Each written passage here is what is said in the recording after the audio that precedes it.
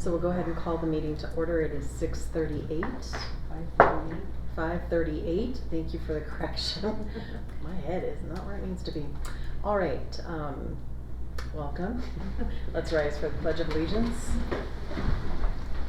I pledge allegiance to the flag of the United States of America and to the republic for which it stands, one nation, under God, indivisible, with liberty and justice for all. Thank you. Go ahead and be seated. I do need a motion to enter into executive session pursuant to Idaho Code 742061B. So moved. Second. We have a motion and a second. We need a roll call vote. Trustee Jones? Yes. Trustee Bain? Yes. Chair Thompson? Yes. Trustee Quimby? Yes. Vice Chair Grissom? Yes. Will not be in executive session. It is 5:39. All right, so we've stepped out of executive session because we did not get approval of tonight's agenda. So I need a motion to approve tonight's agenda. So moved. Second. So we have a motion and a second. All in favor say aye. Aye. Any opposed? Hearing none, the motion carries. For clarification, I would like a new motion to enter into executive session pursuant to Idaho Code 742061B. So moved. Second. We have a motion and a second. We need another roll call vote. Trustee Jones? Yes. Trustee Bain? Yes. Chair Thompson? Yes. Trustee Quimby? Yes. Vice Chair Grissom? Yes. I'll go back into executive session. It's 5:40. Okay, so we've come out of executive session and we will go ahead and begin with the budget hearing.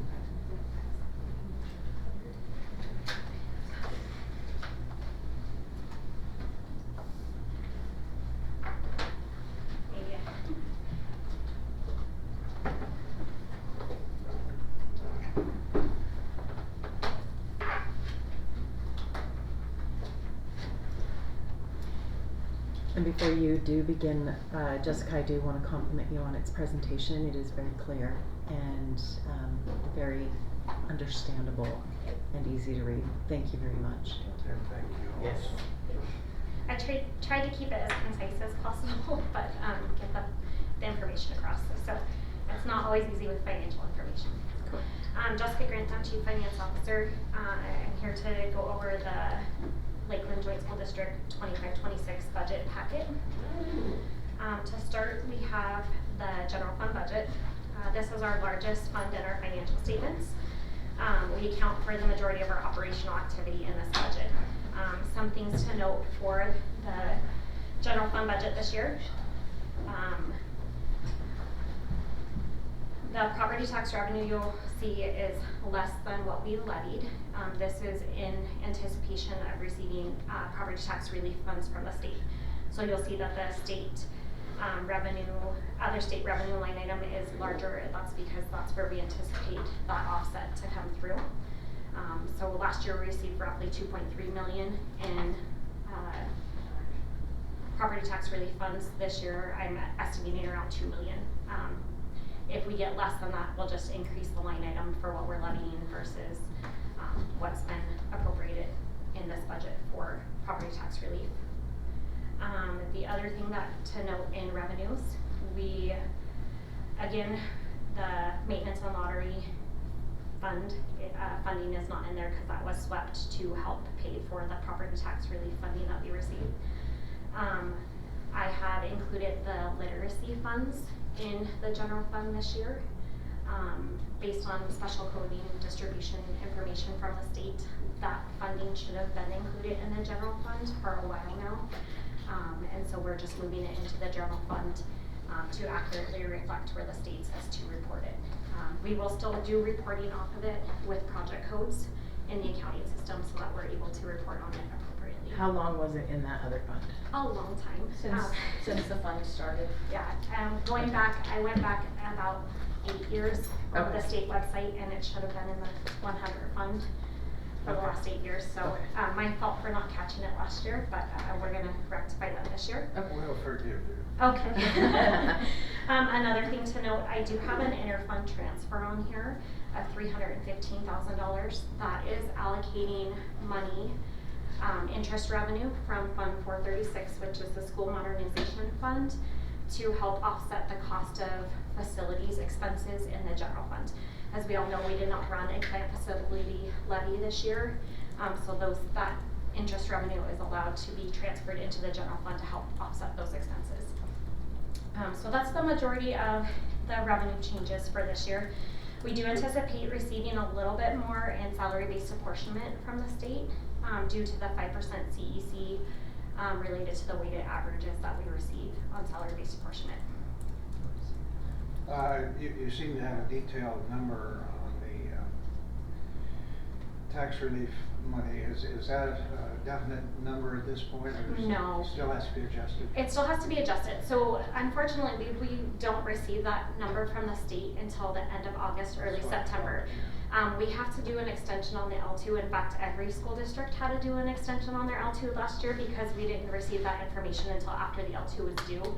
So we'll get that final number in end of August, early September. So we do always request an extension on our L2 just as a standard practice to make sure that if we have a big increase in enrollment, we could have the opportunity to have the discussion about an emergency levy. I know we haven't had the appetite for that in the past, but it would be remiss to not at least have the conversation if that were something that came to fruition.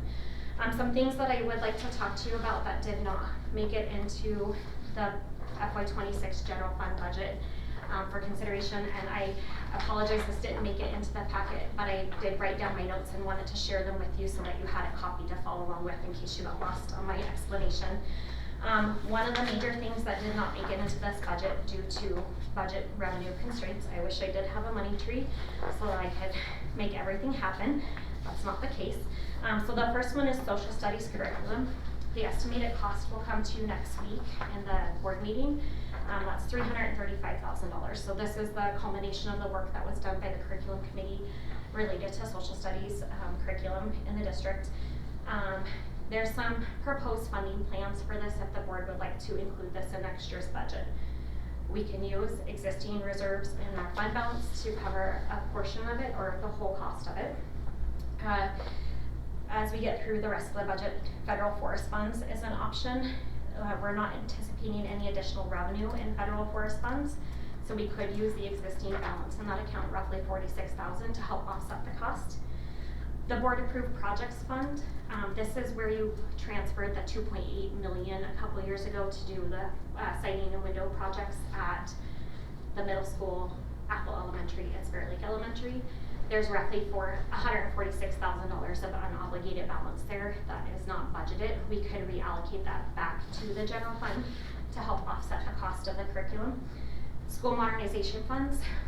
Again, we could transfer money from the interest earnings on the modernization funding into the general fund to offset facility salaries and benefits. So we did receive recent information from the state that we are allowed to use the interest revenue similar to how we use the lottery funds. The lottery funds we were allowed to use for facilities, benefits, and salaries. So we could transfer a portion of it to help cover the facility salaries and benefits, which would then allow us to free up general fund funding for the curriculum as well. So those are some options that we have for that expense. I know a lot of work went into that, and I know that this is something that they were really hoping we could get into this budget. So the next thing is nursing supplies, an estimated increase of $5,000. I did zero out the business operations supply funds after the levy cut. There's about $13,000 that I was able to transfer from business operations, which is the finance budget, to guidance and health.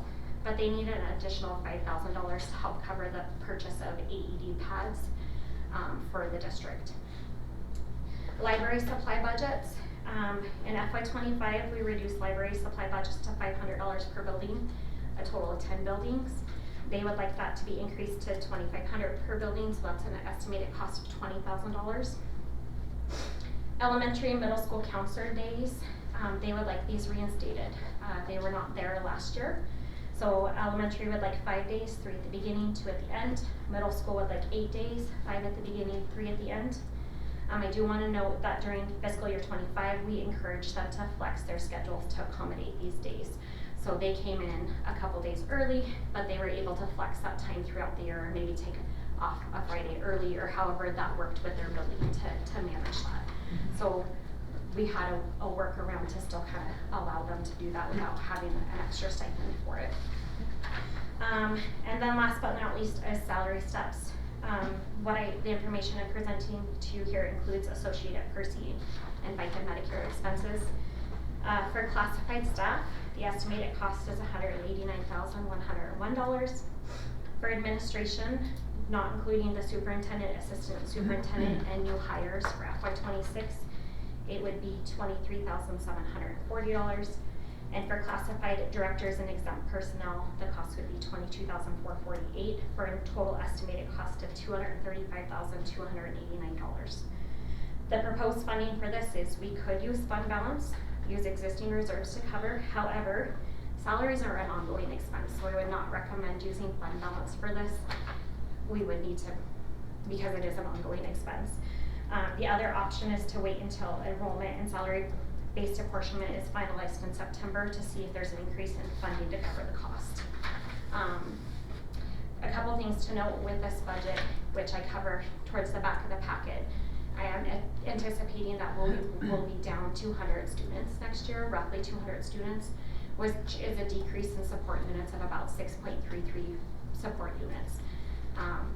We are able to not have as large of an increase in salary-based apportionment, decrease in salary-based apportionment because of the 5% CEC on the weighted average salary for admin and classified, which then carries over to the certified as well. So we're getting roughly the same amount, about $200,000 more in salary-based apportionment from the state because of those changes in the funding, but we are down 6.33 units. So that does affect our discretionary funding and our benefit apportionment because those didn't go up. Okay. So that's essentially the general fund in a nutshell for this year. I did want to include one more thing. As one of the things we did in the levy, the $2 million in cuts, we did cut district paid cell phone stipends and cell phones. After a lot of conversation about this, there are a handful of cell phones that we recognize that we do need to keep on hand. Nurses should have a district paid cell phone because there's a lot of personal data that they use on apps to track their students. So our recommendation is to keep phone free to the nurses. And then our district safety specialists also have a lot of contacts, and all of our local agencies have that specific number tied to the district for that position. So our recommendation is to keep the nurses and our district safety specialists. We will also keep the base cell phones, but they're not in the general fund. They'll come out of the base fund, which is a self-sustaining fund. So you will still see some on the Verizon bill on the bill list related to that, but we will cut everything else. The other one for consideration is the clerk of the board was included in the cut for cell phone, district paid cell phones. So I wasn't sure if the board wanted that to be a cut or not, so that's up for consideration. Each cell phone is about $600 a year in cost. Speaking of cell phones. Sorry. It's all good. So those are just some items for consideration for this budget related to the general fund. Are there any questions on the general fund before I move to the next one? Yes. Okay. So, what is the total of all the stipends of the cell phones that were cut? It's a good question. Off the top of my head, I couldn't tell you. Okay. I'd have to look at the most recent cell phone bill. And then what is the total of all of this? What is the impact? 1 second. I'll do the math.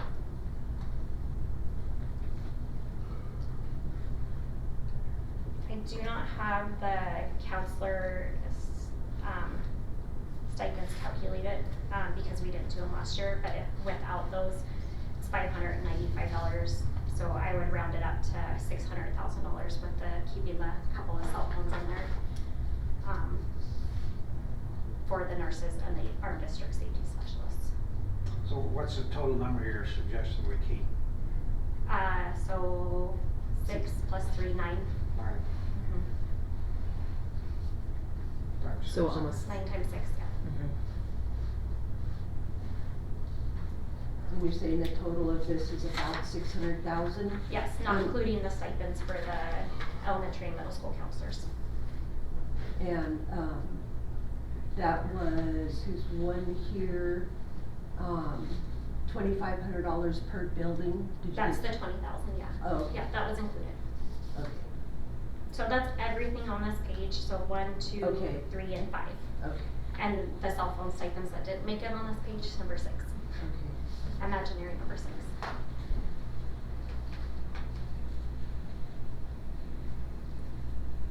In addition to what we have, this is another, Yep. okay. Yep. Is there any other questions I can answer on the general fund presentation?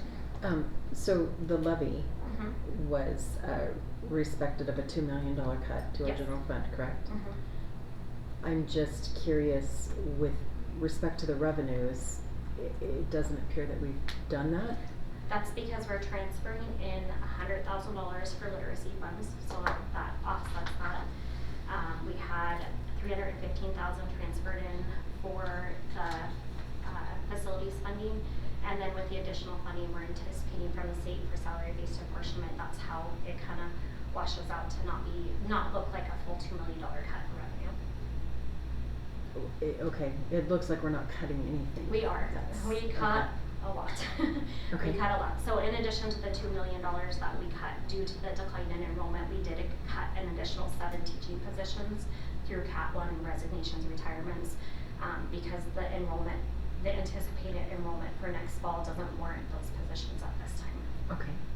So there were a lot of, I joke Well, I'm not that this, saying that yeah. it hasn't, it's Yeah. just by the view of what Yes, we've been absolutely. presented with. Yeah, so again, it's because we are transferring in some additional revenue and we did get a little bit of additional revenue from the state. Okay. So, I joke that this budget, for the amount of hours that went into it, this presentation doesn't accurately reflect the number of hours that went into it. Anything else I can answer on the general fund before we move on?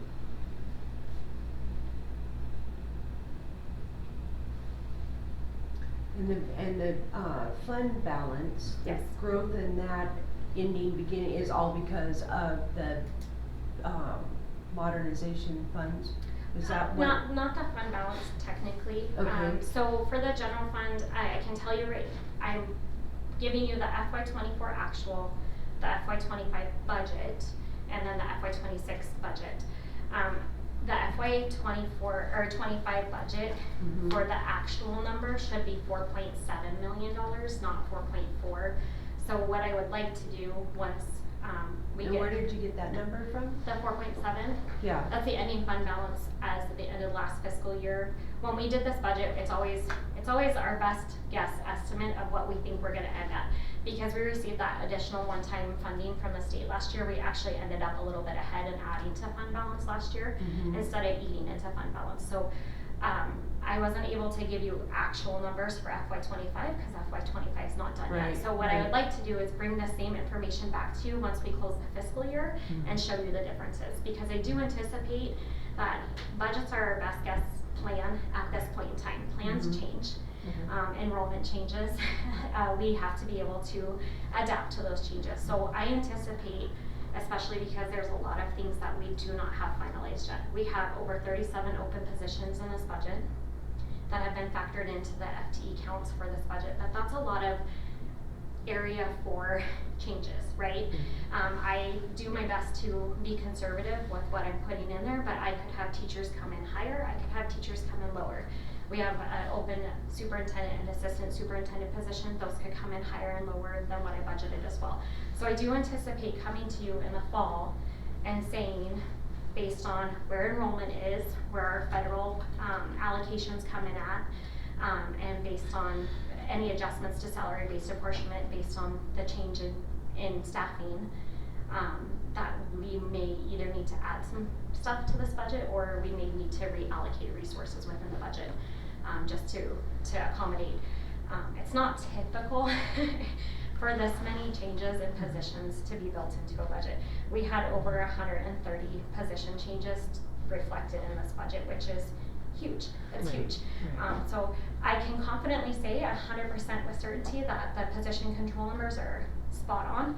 I can't tell you that the salaries and benefits are spot on. I can't begin to assume that someone's going to take family coverage or not take family coverage, or someone's going to come in at the bottom of the scale or the top of the scale. So it's one of those things that I did my best guess to put that in there.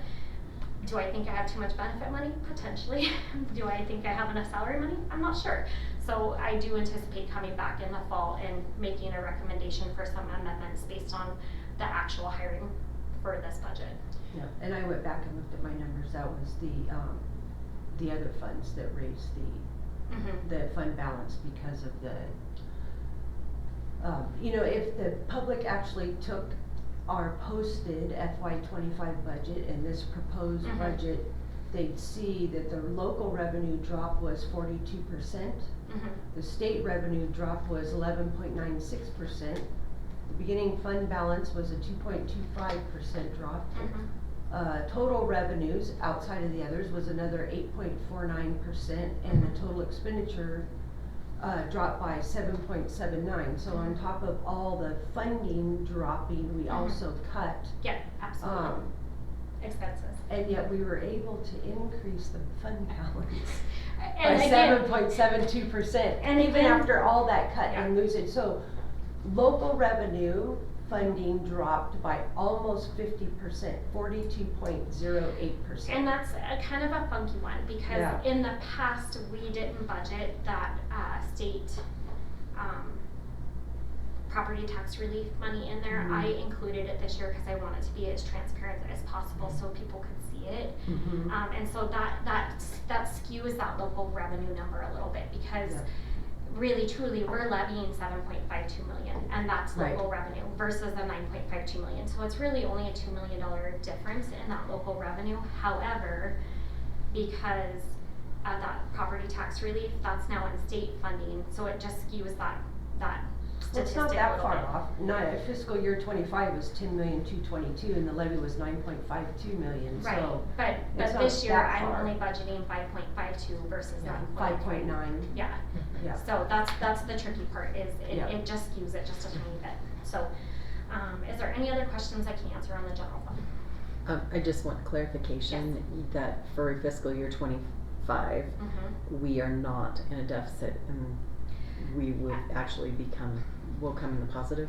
I'm planning to use some, based on the beginning balance number of this one. We did budget to use some fund balance this year. Last year, when the budget was approved, there was Correct. a dip in it. So I do anticipate, yes, a small decrease in the fund balance. Oh, I thought you had just said that you were gonna report back that we didn't dip into the fund balance. Last year, we didn't dip into the fund balance. We were actually able to increase the fund balance due to that one-time funding. This year, we are, based on, if you look at the. For 2026. Yes, for 2026, we're dipping Okay. into fund balance. For 2025, we will also dip into a small amount of fund balance, which was budgeted and approved last year. Oh, okay. So, okay. The end of '24, we ended up better than we anticipated. Yeah. Is kind of how it's. The one-time funding from the state saved your bacon last year. Okay. So, all right, any other questions on Fund 100? Just a comment since Tim is here. I noticed there's nothing budgeted for supplies and materials and grounds. So, good luck. There's a funky part of that.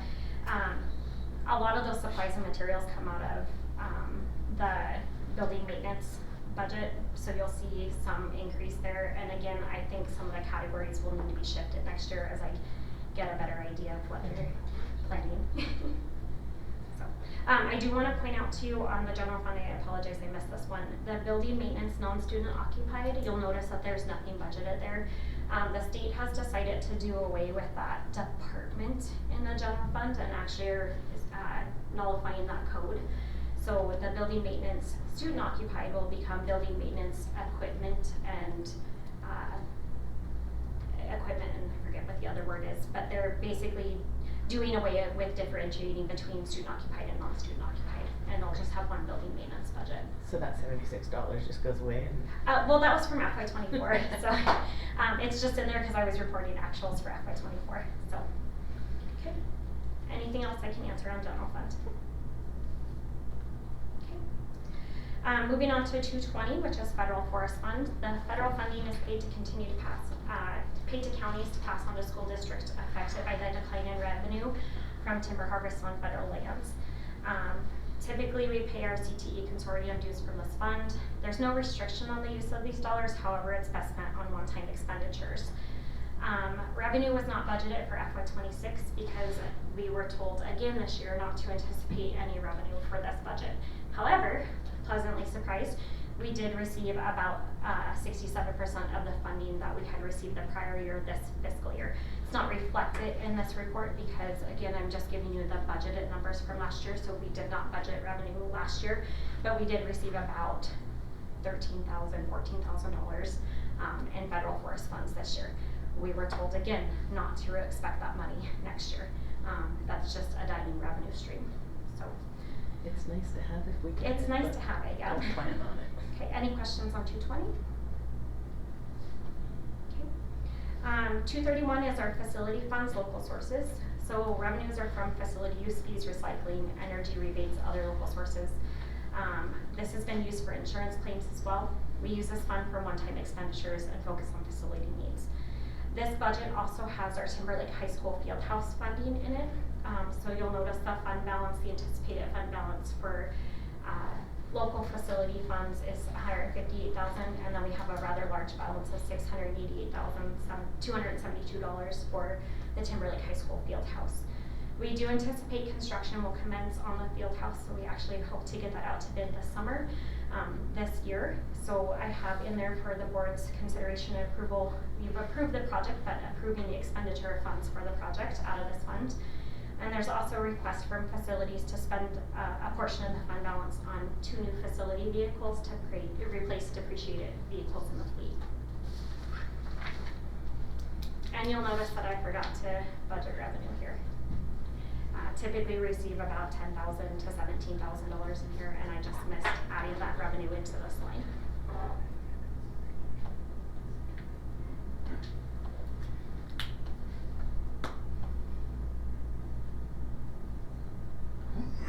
Okay. Can I answer any questions on the local facility fund? The capital asset expenditures is for the field house and The vehicles, the 2 vehicles. if approved. And I can tell you, Mr. Everland has been doing a great job reaching out to the community, so I do anticipate potentially some additional revenue. I didn't budget for that because it's one of those things that is kind of unknown. So Correct. if it comes in, we can make an adjustment there, but if it doesn't, he has what balance he's able to use toward that building. Okay. Any questions on 231? So the field house funds, that's all the money that they've raised anyways, right? Mhm. Yep. Okay. Yep, we track it with separate project codes. We have separate accounting for their interest revenue and everything, so that they have full view of that. Ryan is very antsy every month to see how much his money earned. So, because that interest does help offset any other additional costs they would like to put into that building, so. This does not include, though, community contribution of labor, correct? No, it does not, no. Okay. But that will be included in the total cost, Mhm. that in kind will be included in Right. the total depreciable cost of the building. Okay. When we recognize that. All right, moving on to Fund 232. This is for our BASE program. It's our before and after school program at 3 of our elementary schools, Athol, Garwood, and John Brown. This program operated at max capacity at Garwood and John Brown last year. They were at about half capacity, but they didn't have any waiting lists at Athol Elementary. It's just not as utilized at that school, but still warrants keeping the program there. We are able to keep the staffing in such a way that it does offset its own cost. This is a self-supporting program, so the revenues are offsetting the cost of at this point in time, of care that they're receiving. I do anticipate next year we will probably have to look at raising rates for base. Okay. Okay. The next one is Fund 242. As I said, this was moved to general fund for this year. I do not plan on reporting anything for Fund 242 in the monthly financials next year because there is a $0 budget and 0 for expense. So what are we doing with the literacy that you're moving it all, but I mean, are we doing away with the program? Or? No, so the Okay. funding goes into the general fund as dictated by the state. Right. And then we're doing project codes to track the expenditures related to that funding so that we complete state reporting appropriately. Okay. That funding is to be used for kinder through first through third grade teachers. And so we typically cover 50% of kinder, first, second, and some third grade teachers, because that's about as far as the funding stretches. So we'll be doing that tracking in the general fund next year instead of this separate fund. Okay. Okay. So this fund will go away in the Yes. future? Yep. Yeah, but not the funding. The funding No. doesn't go away, just the fund itself is gonna go away. Yeah, what we're saying. Yeah. Fund 243 is the, oh, sorry. It's okay. Given that these are literacy dollars, Mhm. has there ever been any consideration to supplant the library supply budgets with the literacy dollars, given that it's, I can't do that for all buildings because it's meant to be used for K through 3.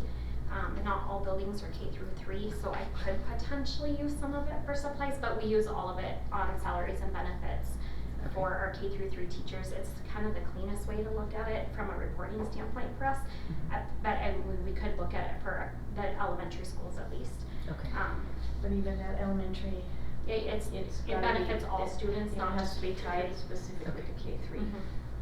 So from a clean, transparent, easy to report perspective, it's just easier to apply it to the salaries and benefits of those teachers in that grade band Okay.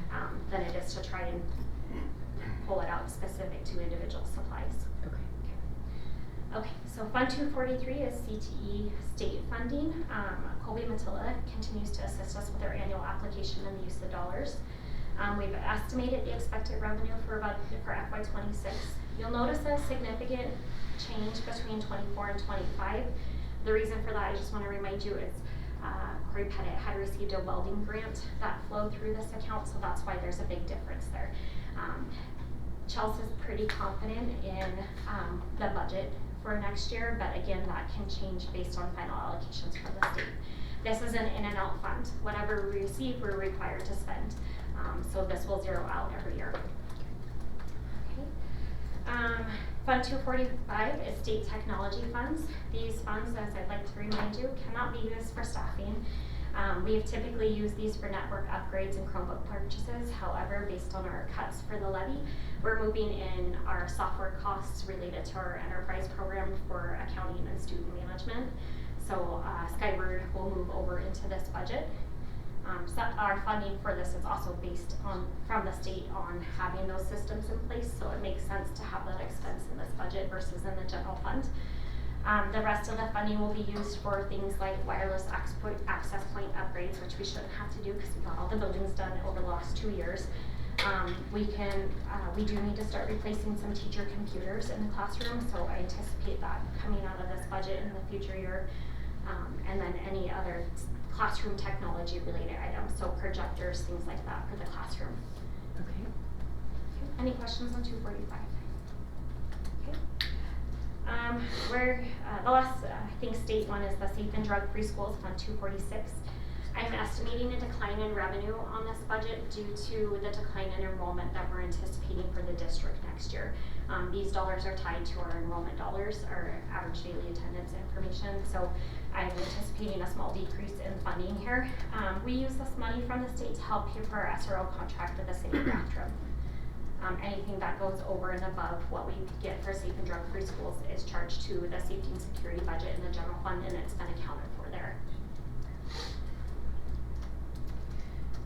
Oh, last one. Fund 248 is miscellaneous grants. We always receive a few small grants from the state or other outside entities.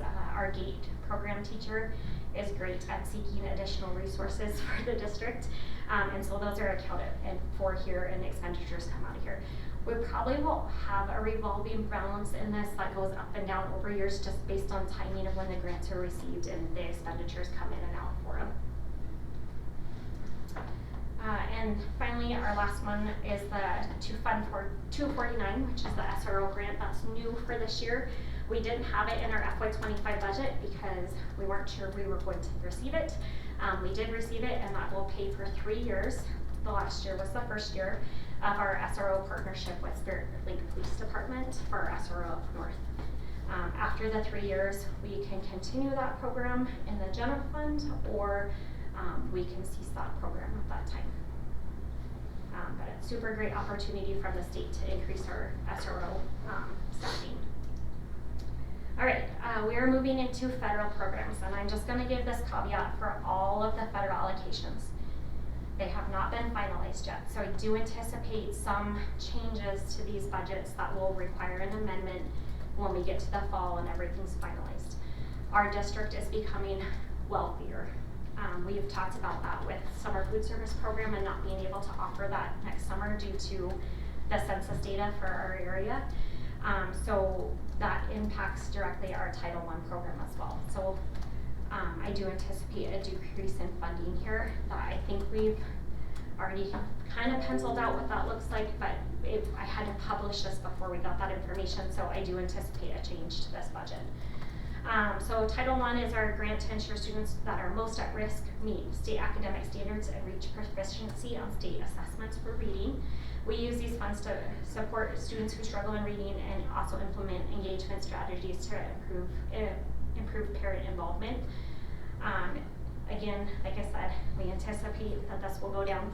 We do transfer some money from Title II and Title IV into this budget to help bolster the amount of money that we're receiving.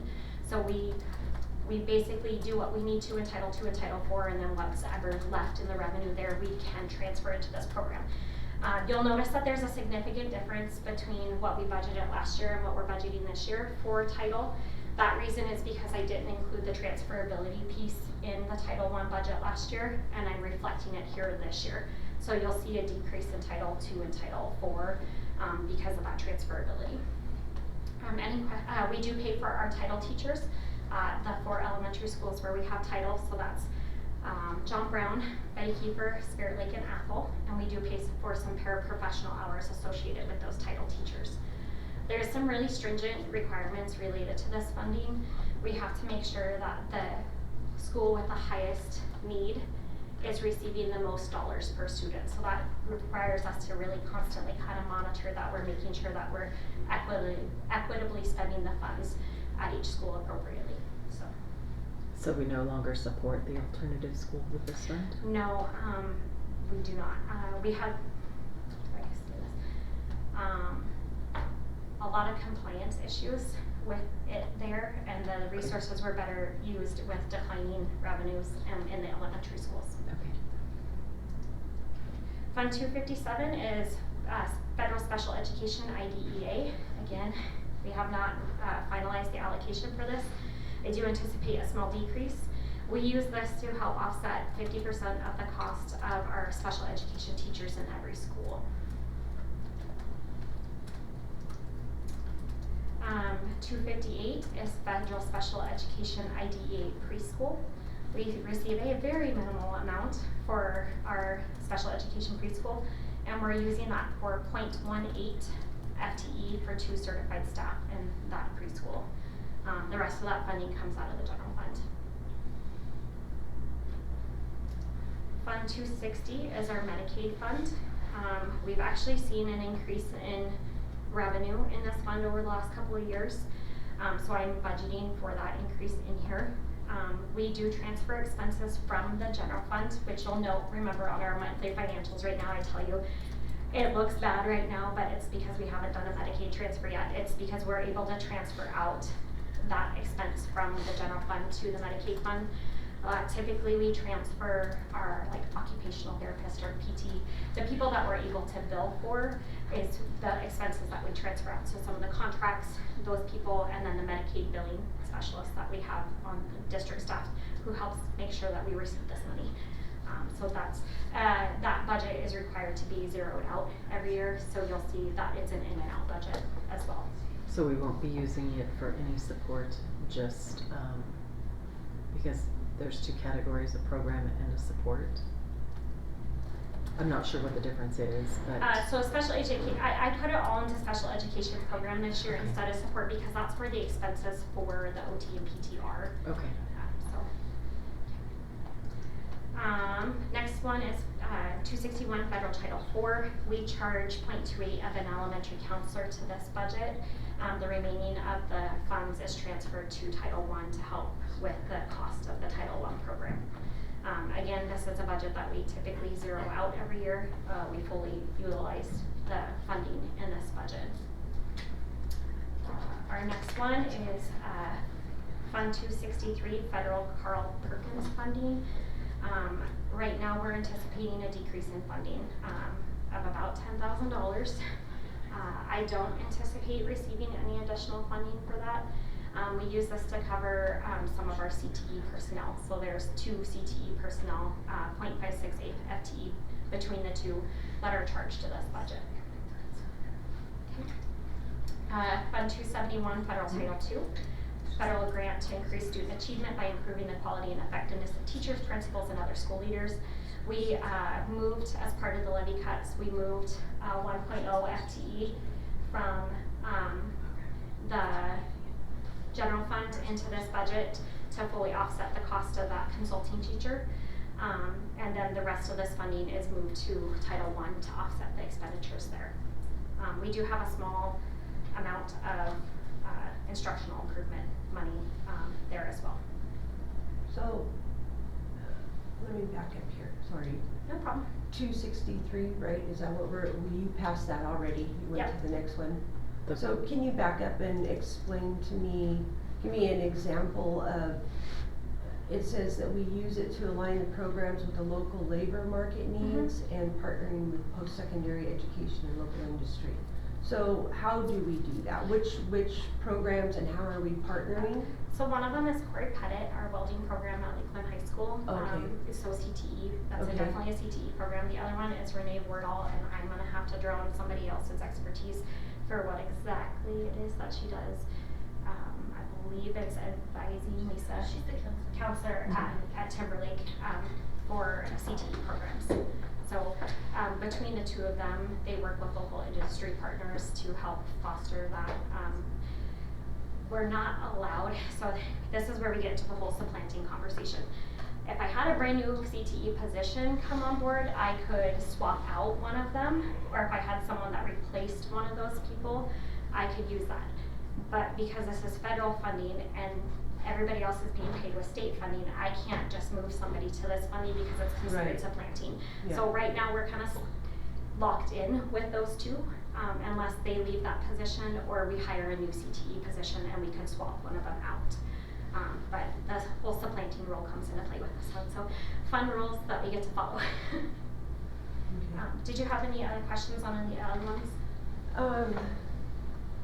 Well, I'm just trying to see with the definition of what it's supposed to cover and what we're doing with it, how we're meeting that. Yeah. Obviously, the welding program is right in line with the definition of it. The other, I'm not too sure, but. Yeah, so we do receive separate audits from the feds and Oh, the I'm state sure. on this program.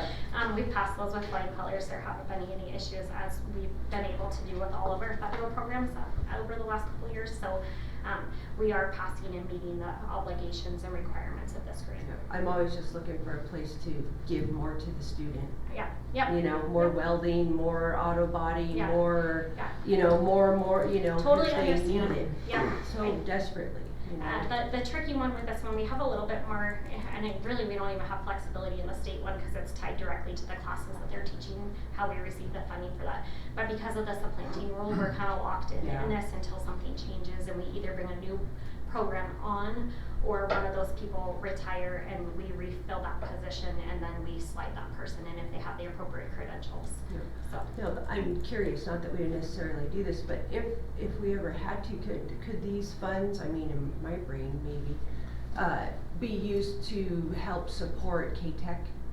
I mean. In a roundabout way, they do. Just I know Corey works pretty directly with K-Tech, Yeah. and I think Renee does as well.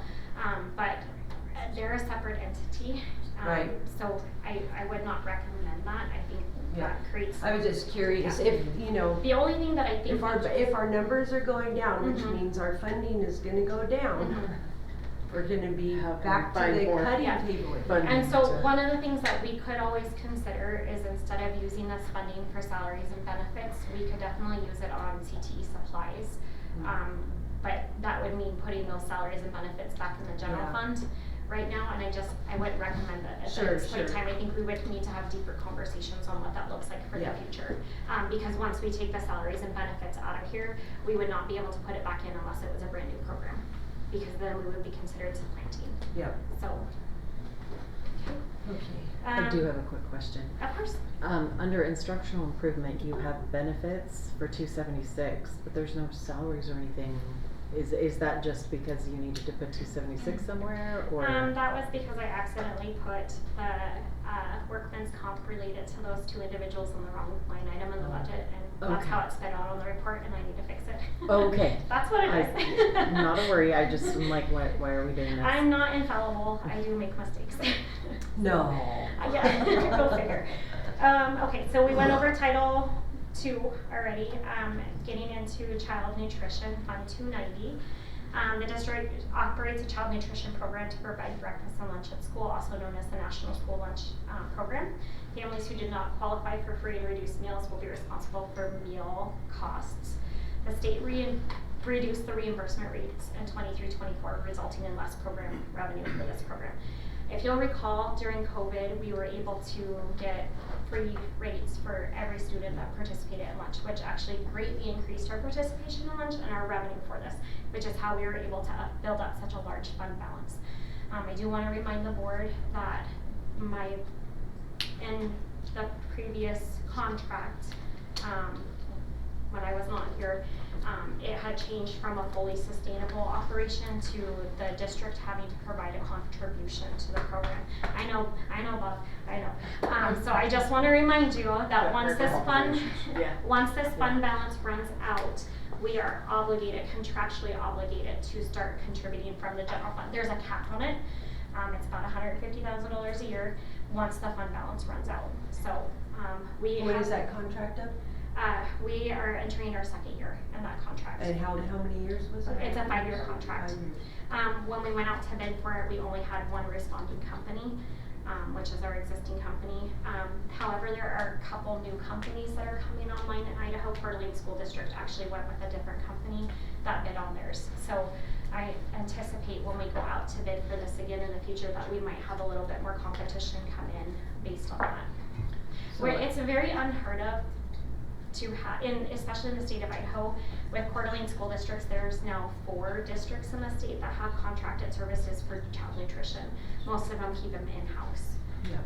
So we're kind of an anomaly in the state, and we get to jump through some extra hoops due to that contract. Like, I get to go audit every meal service once a year at every school. So I get to go observe breakfast and lunch every year and monitor it to make sure that our contractor is meeting contractual obligations with the state. So it's another fun, other duties as assigned to get to go interact with some kids at least. So And have breakfast. I don't eat breakfast or lunch because I get to stand there and watch them all eat breakfast and lunch. So it's all good. It's actually probably the only time I get to go into the school, so I do enjoy it. Do you know how long the district's been under contracted services for Chartwell's? child nutrition? Since the start of the program, which was around 95. There is some benefit for the contracted services. We don't have to, we have some savings on the benefits that are associated with those workers. Okay. There's some benefits, there's pros and cons either way. That's Exactly. part of the reason Coeur d'Alene went to it, is there was some cost savings for them by not having it in-house. Yeah, Coeur d'Alene was having to supplement from their general fund hundreds of thousands of dollars because they ran in the red every year, so. Yeah, so there is some benefit there, but it's always something that we evaluate once the contract's up. So we are entering our second year with them, so we'll have, with next year, 4 years with this contract. And then always happy for the board to participate in any RFP process that we're doing if you would like to participate in that one, the next one. So.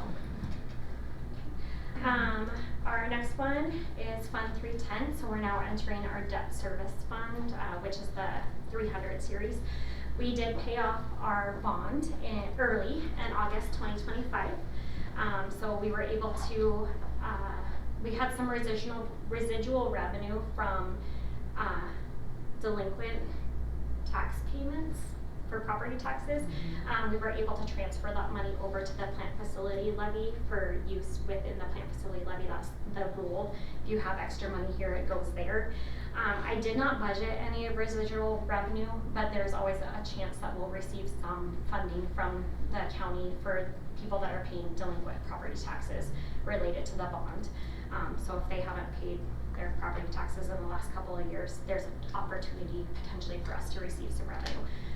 But again, I do not plan on bringing this fund forward next year, as there's no activity in it unless we do receive some of that revenue, and then I'll report on it at that time. Next, we'll get into our 400 series, which is Fund 420, our plant facility levy. These funds may only be used for capital projects or maintenance lasting longer than 1 year. Our levy expires this June, so we did not budget any additional revenue for this fund. All of the funds in this, all of the money in this fund is obligated for projects that were approved by the board last year. So I'm only anticipating, if all of the concrete projects get done before the end of June, that the beginning fund balance will be about $550,000. And those funds are obligated towards other projects at this point in time. So I don't anticipate reporting on this one after next year unless we run a plant facility levy. Does in the the future. county update you with reports as far as how much tax revenue is delinquent that we should So be we get that receiving? in the end, in August. We get that report in August, and it's something that we can accrue. It's a negligible amount related to the bond and to the plant facility levy. So it's not something that we've accrued in the past because it's not material. So Okay. As you indicated with the bond fund, there's a potential for a few dollars to. yep, double it. yep.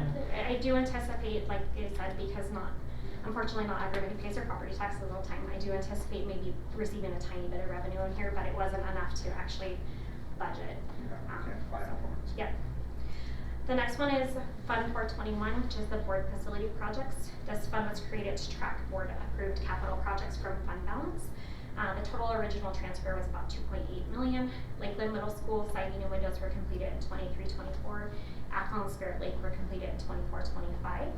And we also purchased 2 activity buses from this fund in fiscal year 25.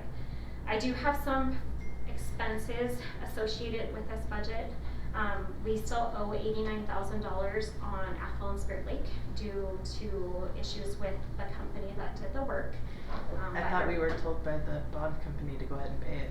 They haven't sent an invoice for it yet, and we're going back and forth because there's been additional legal fees and architect fees, and there are some warranty issues that we have to take care of. So we're going back and forth on whether or not we're paying those out of this fund and then sending them residual, or sending the residual to them and then they will reimburse us out of the payment and performance bond. Since that wasn't finalized at the time that I had to put this in there, I just put that in there as an expense for next year. So that leaves about $146,000 available in unappropriated or unbudgeted dollars for this fund. Next one is our land reserve. We have a little bit of money in here related to sale of property that the district did. This was board approved to be set aside for future land purchases. It's about $206,000. Fund 424 is the bus depreciation fund. Have we been receiving, with the mass amount of construction that continues to plague our area, have we been receiving donations? No, we have not. Okay. Yeah. I would bring those to the board if we did receive those for guidance on where you would like them. I'm assuming you would want them in here, but Right. it's hard. I would bring it to you if we did receive it. So that Okay. would be something that would be brought to the board for consideration at a regular board meeting Okay. if we were to receive those. All right, thank you. Yep. Fund 424 is the bus depreciation fund. The State of Education budget provides limited funding for school bus purchases based on district existing bus fleet. The funding is calculated using a formula similar to methods that calculate depreciation. So the funds that we receive from the state transportation reimbursement go into the general fund, and then we use a portion of that money to transfer at the end of the year into the bus depreciation fund to build up an amount to purchase buses. I made an error, again, not infallible. Last year, you'll note that the FY '24 actual ending fund balance was $745,000, and you'll see that I had only anticipated a beginning fund balance of $372,000. That's because the buses didn't come in on time, and when I did the budget last year, I thought we would have paid out the expense, and we hadn't. So there's a little bit of discrepancy there, which is why the budget looks like it's negative last year. It's not. It's not negative this year. In fact, we have quite the large fund balance in there still, but the board approved the purchase of additional buses this year. We have not received any of those buses yet. We should be receiving one any day now, and the remaining 3 this fall. So that's why you'll see an expense in there for this next year related to the purchase of the already approved buses. Oh, I meant to ask real quick, just going back just for those activity buses. Yes. Do we finally have them in hand? Oh, yes. Okay. Yep, and they've been used a couple times. We do need to get policy and procedure in place regarding those buses. We're working on that, as well as implement driver training for the coaches that are allowed to drive them. You do not have to have a CDL to drive them, but they still need to complete the same pre-trip safety checks and all that fun stuff, so they do need to be trained on that.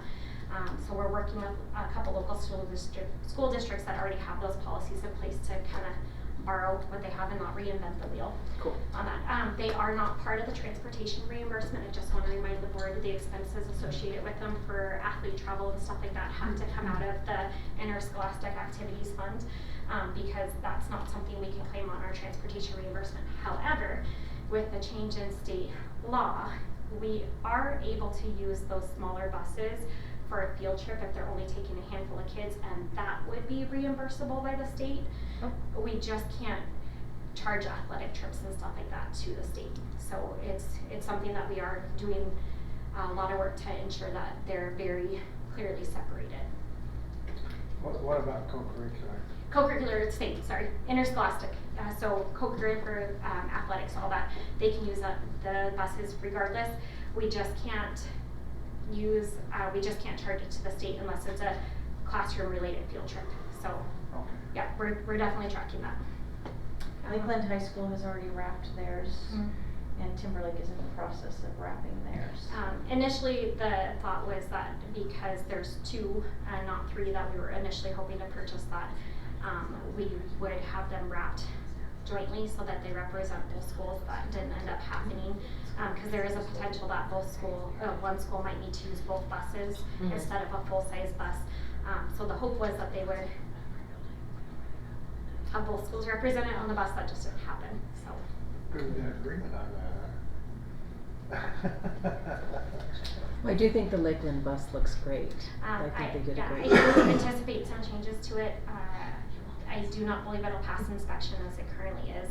They covered up all the reflective marking, and they covered up the emergency exit signage.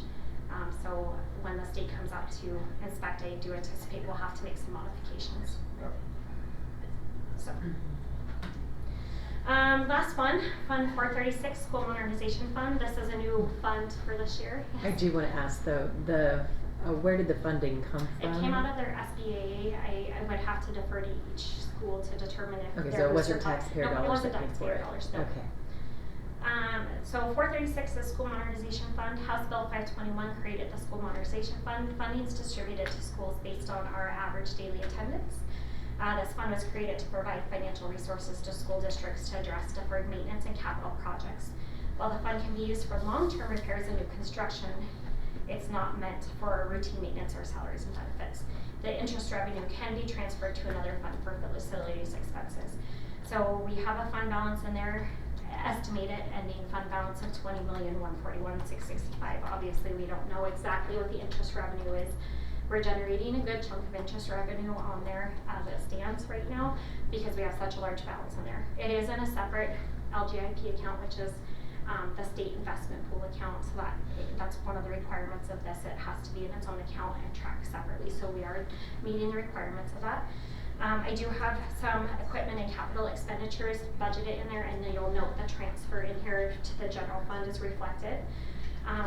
As far as projects related to this, we've worked extensively with our facilities director and Architects West, utilizing the 10-year plan that the board approved. And the next 2 pages in this budget are related to the projects. that we would like to move forward with related to this fund. So it's a very detailed line item explanation of what the project is, when the design and construction will take place, and the estimated budget for it. You'll notice that there's some optional things, basically the voice evac fire alarm upgrade at the buildings. The code requires that fire alarms are voice evac fire alarms. None of our buildings are in compliance with that right now. That would be a nice to have, but it's not something that we had initially included. I can go through each one of these. I just wanted to make sure, one of the requests I heard from the board was wanting to see the capital projects that we would like to have approved for this funding. So that's the very detailed breakdown of what we anticipate these projects will cost over the next 2 years. Based on what's outlined here, we do anticipate utilizing all of this funding by the end of summer 2027. I did only budget 4.5 million, but some of these projects span next summer, so we might end up using a little bit more in June than we initially budgeted for. The funding's there for it. It's hard to guess exactly when some of these materials and projects will hit based on timing when school's out. Would you like me to walk through each building with you? I don't need that. I do have a question on what I'm good. the gym re-roof is for Lakeland Middle School. Seems like we can't just get away from any roof around here. Right. So our facilities director, Tim Haig, did work with a company called Tremco, and they came out and reviewed all of our roofing structures, and some of these re-roofing things were as a result of that report of these. They came and did an assessment, and that's where the stuff came in. The gym hasn't been done, and I would have to defer to Tim, and he's shaking his head at me. So there's the roofs that are on this really are on here as a necessity and a priority based on the condition of the area. Yeah, I'm just surprised that they didn't do that. I thought we did other work over there. And Yes. That gym is a fun roof. Yeah. It's a really fun roof. So. I am curious because I know previously there was a schedule prepared, and it was for every single building in this district for roof replacement, and that was accomplished, or at least that was what was reported to us. And I'm curious when the middle school was actually done. I'd be happy to bring that information to you and the financial follow-up next week. I just don't have it with me at this time. That would be great. So do you have a roof matrix that shows when everything? I believe so. I just have to go find it. Yeah, I think that's what Michelle's referring to as well. Yeah. Is that matrix. So those are all the projects that we are proposing for Fund 436. The next couple of pages are just some informational items for the board and the community to understand. I go through the information on state educational support. We basically have 4 main parts of the foundation program: support unit distribution, which is discretionary funding, salary-based apportionment, benefit apportionment, and transportation. It walks through how we receive that funding and how it's calculated by the state. Of most important note, I would say, is on page 31. I have the state education support comparison. So FY25, I have estimated on here because the year is not complete, so some of these numbers can adjust based on average daily attendance and all the fun things. But our midterm support units for FY25 with protection is 220.33. And then we're estimating due to that roughly 200 student drop in enrollment to be down to 214 next year.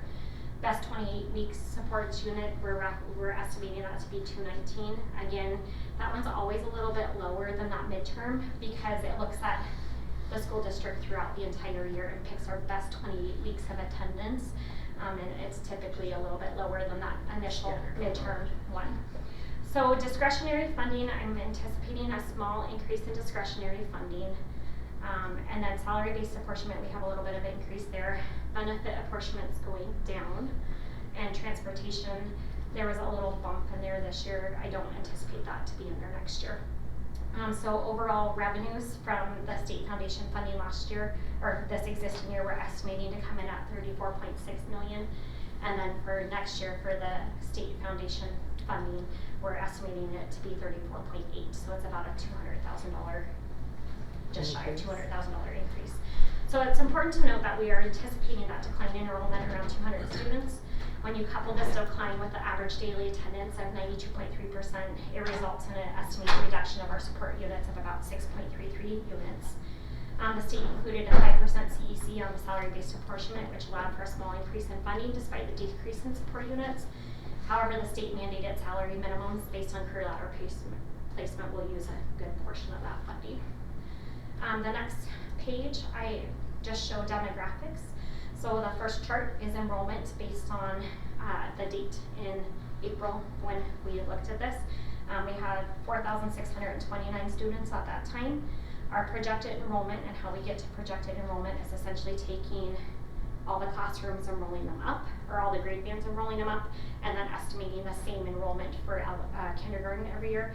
We're anticipating to be at 4,487 students next year. When you look at the 25 to 26 enrollment projection, it just shows that we definitely are seeing drop-offs in our elementary. We just are. A lot of our enrollment that's coming is coming at the secondary level. We have a large graduating class this year and a small incoming kindergarten class, which is leading to some of these dips. And then the last two pages, I think, is my best. This is where I'm probably the most confident in this budget as far as exact numbers. So as the board requested position budgeting, this chart provides a breakdown of full-time equivalent staffing positions for FY26 across the 4 main state recognized categories. I'm utilizing the state IC, which is our reporting platform for the state, how we report our staff to the state. I'm using their definitions. So it might look a little bit funky to you when you first glance at it, especially for, let's say, our high school assistant principals. The athletic directors, there's no actual athletic director admin definition. So to be comparable to Coeur d'Alene and Post Falls, they report those as assistant principals at the high school level. So that's where they're here. Your teachers are broken out as instructional, so I break it out between elementary, middle, high, alternative, preschool, Title I and Title II. The 2 other teachers are district-wide teachers that kind of float between everything and provide instructional support. The next one are our pupil services. So those are school counselors, school nurse, school psychologists, and speech and language pathologists. So you'll see all of those certificated positions in here. And then last is our classified, and we do want to provide some explanation on how the classified FTE is reported. For instructional, admin, and pupil services, they're considered 1 if they work the whole school year, 1 FTE. For classified staff, they take the total number of hours that they work in a day, multiplied by the number of days in their calendar, divided by 2,080 hours. So you'll notice for like finance and human resources, we are 260 employee calendars. Our calendars are 260 days and we work 8-hour days. So we're considered 1 FTE because we work year round and we work 8 hours a week year round. So that's considered 1 FTE. But 40 hours a week. 40 hours a week, yeah. But when you have like a paraprofessional that's only working 6.5 hours over 185 days, their FTE is a lot lower than you're expecting. So even though this shows that we have 193.96 classified staff, there's more bodies than the FTE is reflecting because not everybody works an 8-hour position all year round. So I will say 99.9% confident that this is exactly right for the positions that we have budgeted for next year. We worked very diligently with building admin, all of our departments. We met multiple times. They're really tired of me at this point to make sure that this was dialed in as possible. So the expectation with this information is that the board approves these positions based on this, and any adjustments to those positions would come to the board for approval. So if someone leaves a 4-hour job and we hire someone to replace that same 4-hour job, that wouldn't come to the board for approval because it's already built into this. But say we have some additional kids that come to an elementary school, we have to hire 2 new life skills positions. Those are not built into this budget, and we would bring that to the board for approval in the fall to be added to the budget. So that is the intention of that. The next page, you will see that. I have a question. Oh, yeah. So the, under the teachers, oh, maybe I just answered my own question. Can you explain to me the numbers of the preschool? So yes, I have 2 full-time teachers for preschool. Okay. 1.64 of those teachers is charged to the general fund, and the rest of those teachers are charged to the IDEA preschool funding. That number might fluctuate. It's still going to stay at 2, but depending on whether the funding fluctuates, we might end up charging a little bit more to the general fund versus the special revenue funds. Yep, okay. And then is there no other category to put the athletic directors instead of an assistant principal? There's nothing. No, IC doesn't have anything in there for an athletic director. You'll see athletic physical education coaching assistant down below. Right. Those are 2 athletic trainers, but they're classified staff, not certificated staff. Well, I so- would rather see them there than with assistant principals. Right, but they are certificated Admin. staff and they're Right. part of the admin index, so I can't put them down there because that's not how we're funded for them. Right. The thing being, when the public looks at it, or they, you know, and this is where they get their numbers. No, absolutely. You know, and But we are consistent with our neighboring school districts on how that's reported. I'm not worried about that. I'm Okay. worried about my community, and when they look at this, I wish the state had something else that Don't we disagree. could, I will ask them.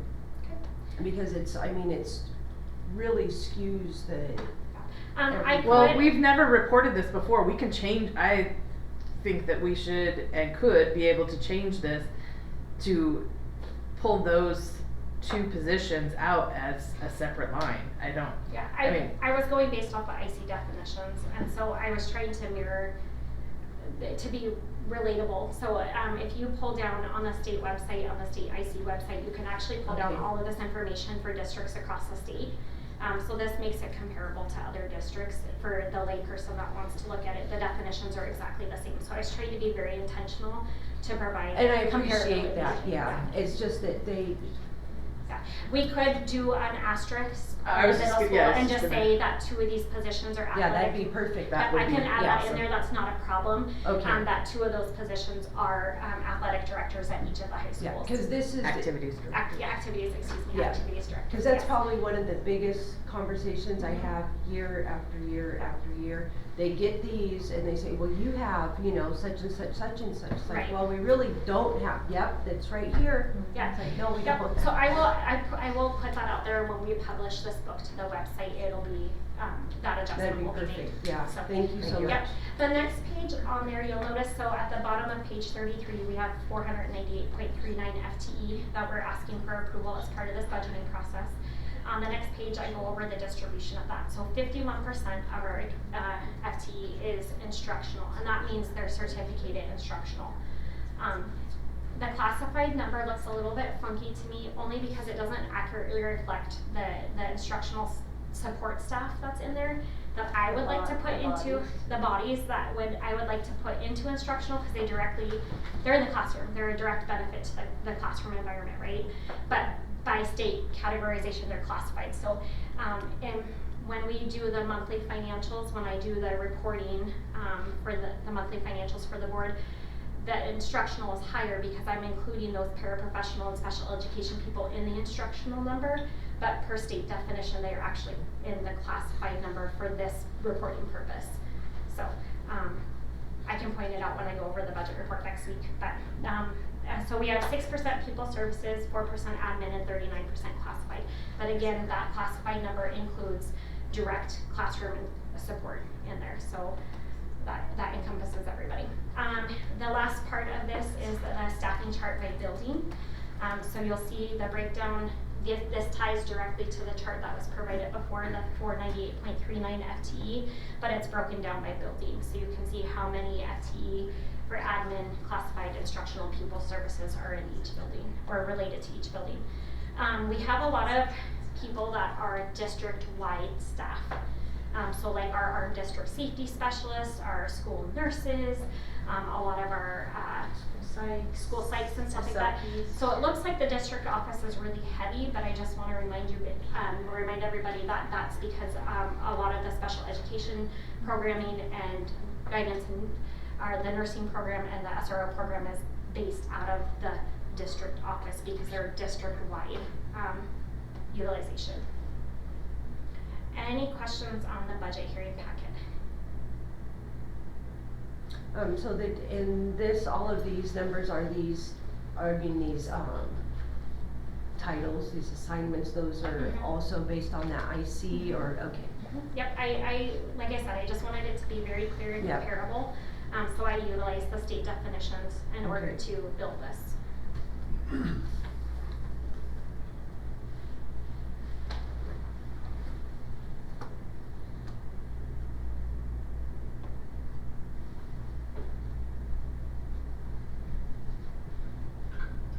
And all of this you showed us and we just went over, that's all in this, in the budget that you proposed.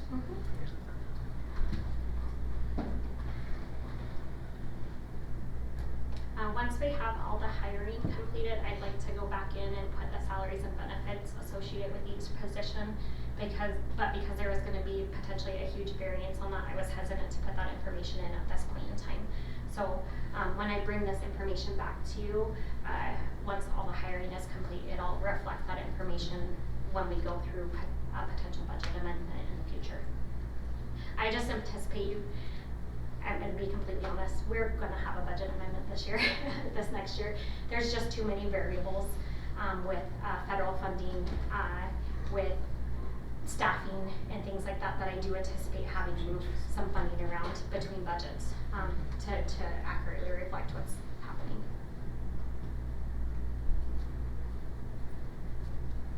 So I guess my other question is, this also covers, and these are filled positions of what we had on the levy?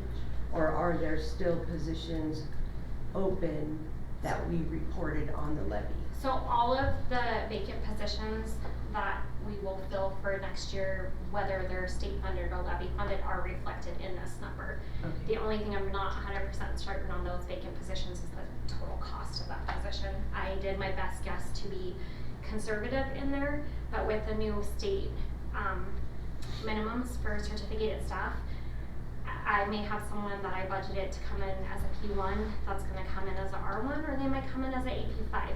So I have to meet those minimums. I tried to be as conservative as possible.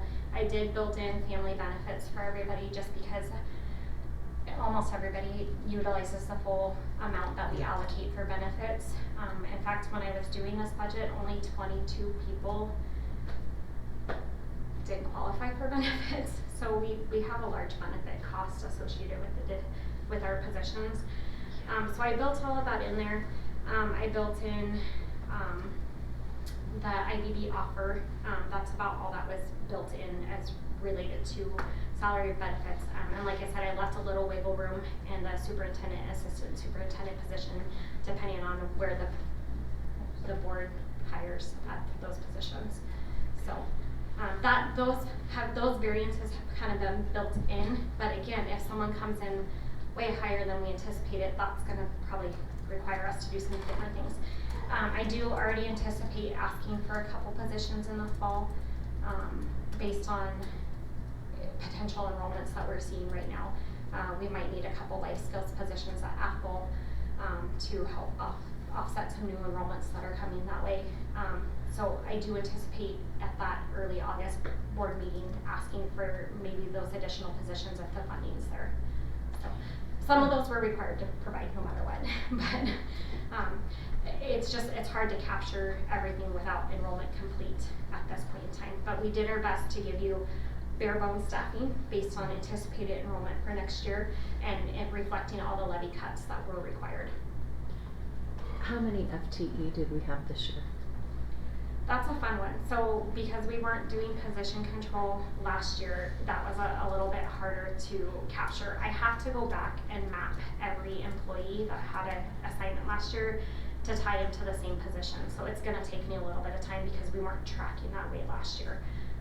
That's why this conversation took a lot of time this year, because I had people say, well, I had this position open from 3 years ago. And I'm like, well, no, you didn't, because I didn't build it into the budget. But so a lot of those conversations were had, and that's where really having those difficult conversations with everybody about we're doing bare bones. So even though you may have thought you had this open position, we haven't had it for 3 years or 2 years, whatever the case may be.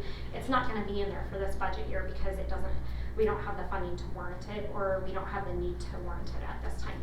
But they've all been told that based on enrollment, we would come back to the board in August to say, this is what we're looking at, this is the additional funding we're potentially expecting to receive, can we have permission to hire these things?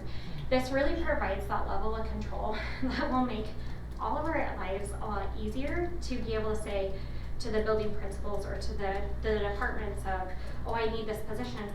Was it approved by the board? If it wasn't, we're gonna have to go ask for it. So it really prevents us overhiring, and it provides the internal control to prevent that overhiring, and make sure that we're not obligating fund balance without board approval. This process also allowed us to have conversations with principals who have enjoyed a pretty large staff, but have seen a decline of 100 students in their building. And so when we went and said, we need to talk about the number of specialists that you have in your building and how many sessions they're offering, we made some cuts there that principals weren't excited about, just based on vacancies, but were warranted when we looked at actual student numbers. So it was not a fun process, but it was the right process. And I think now that we've got things kind of dialed in, the principals know that come fall, if they see an increase in enrollment, they can make a request to the board, and then the board, depending on what the financial situation is, it will be the body that will say yay or nay. Well, I would say that they don't. Please don't bring us positions that we don't know where the money's going to come from. Well, exactly. Yeah. That's going to be the conversation with it too. We've already had some conversations of even open enrollment students that are wanting to come in. That board policy dictates what open enrollment looks like, and we can't just add a classroom teacher because we have open enrollment kids, unless we have enough in-district enrollment to warrant that addition. So we've had those conversations for sure. The only area that I do anticipate that we have to hire no matter what is if we have a special education requirement that we have to meet. Right.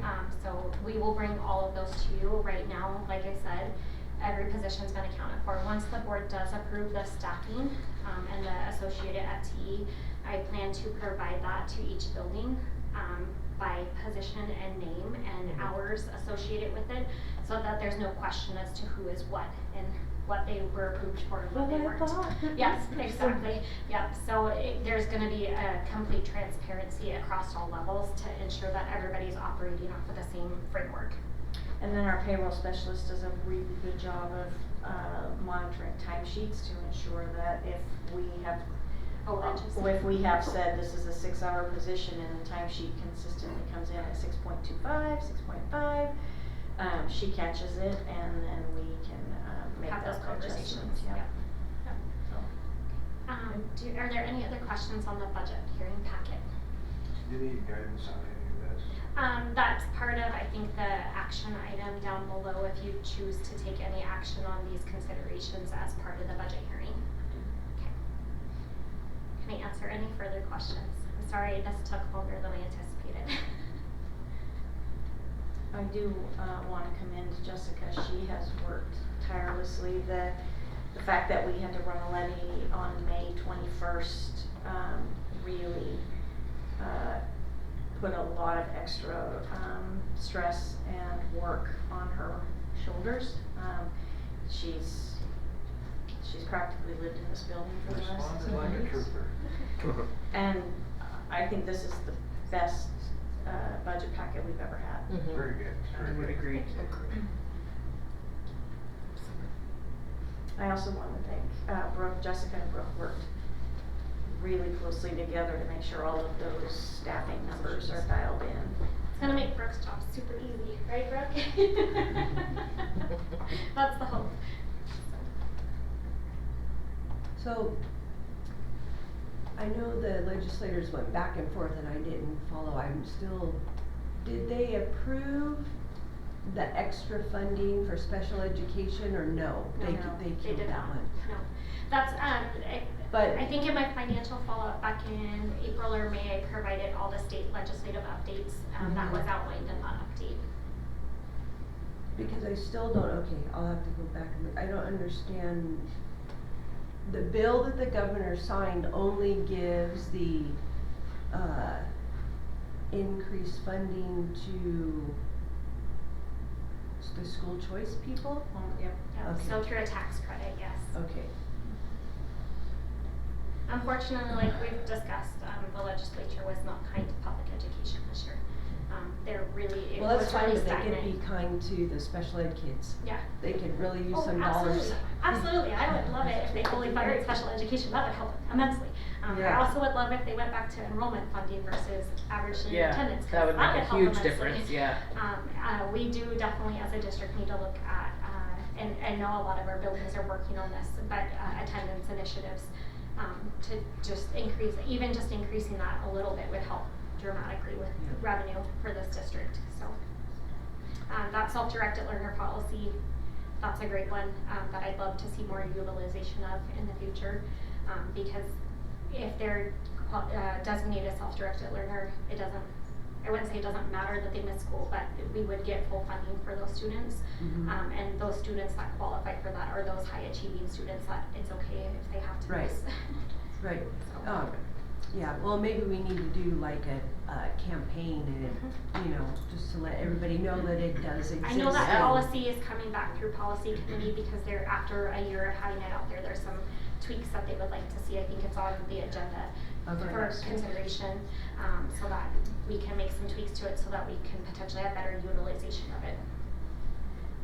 Yeah, maybe there's some other avenues,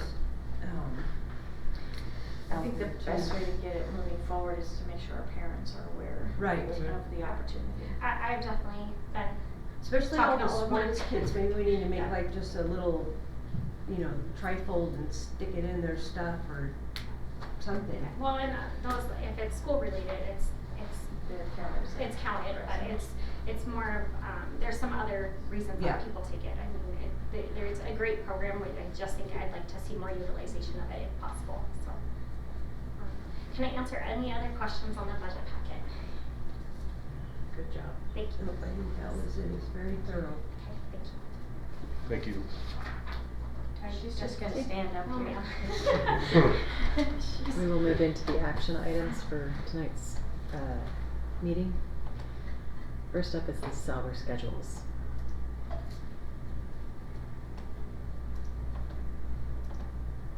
Can you please explain what a shadow schedule is, why we have it, and what it means?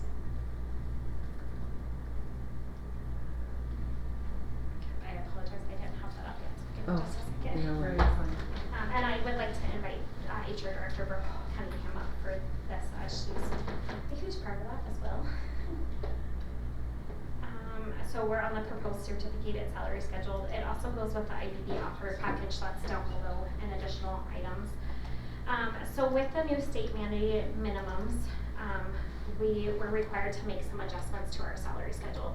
Our beginning salary last year was $47,477, but the new state required minimum is $50,252. We took our existing salary structure and just essentially moved it down to make cell 4, I believe it was, the new cell 1. And then you'll see on there that I tried the state required minimums to specific cells on this salary schedule. One of the things that we've talked about since I started in this district is those APE stipends that we were paying to teachers. The way that we were paying them was not sustainable because the intention was to help support the salary schedule of the school district and not have it be a direct pass-through. So in order to start to phase those out, we built that into the base of the salary schedule. In order to ensure that instructional staff stayed whole, for a lack of a better And term. certificated staff. It's certificated staff, so it's instructional and pupil services, stayed whole. We have kind of that shadow schedule. This shadow schedule will eventually phase out as staff either leave or retire. But they currently, based on what was discussed in IBB, and part of that IBB offer, is that they have to be on the AP rung this year in order to qualify for the shadow schedule. And then if they leave the district and come back or retire, then that falls off. So if you're not currently on AP status, you will not be able to move past cell 25 on this salary schedule. The other thing that this salary schedule did that our previous salary schedule did not is it does freeze staff if they are not advancing on the state career ladder. So if they're not moving from a professional 5 to an AP 1, which we have quite a few teachers that are on that professional 5 for many years, with this new salary schedule, they will stay at cell 13, or they'll stay frozen if they're higher than that right now. They'll stay frozen at their current cell until they meet those AP requirements. This salary schedule also allows us to more accurately move with teachers that are coming into the district, and it'll make it a little bit easier to place because they will be placed based on their career ladder status with the state. So if they're coming in as a P3, we would place them on cell 4 P1 because the negotiated agreement language would say that those incoming teachers would be placed on that first step of the salary schedule associated with that residency, or that rung on the career ladder from the state. So essentially we're building the AP stipends into the base. We did have a lot of conversation about it because there are some teachers, instructional staff, certificated staff that felt that maybe it wasn't as fair because they were really looking forward to getting those large stipends, and now it's going to take them longer to realize that additional income.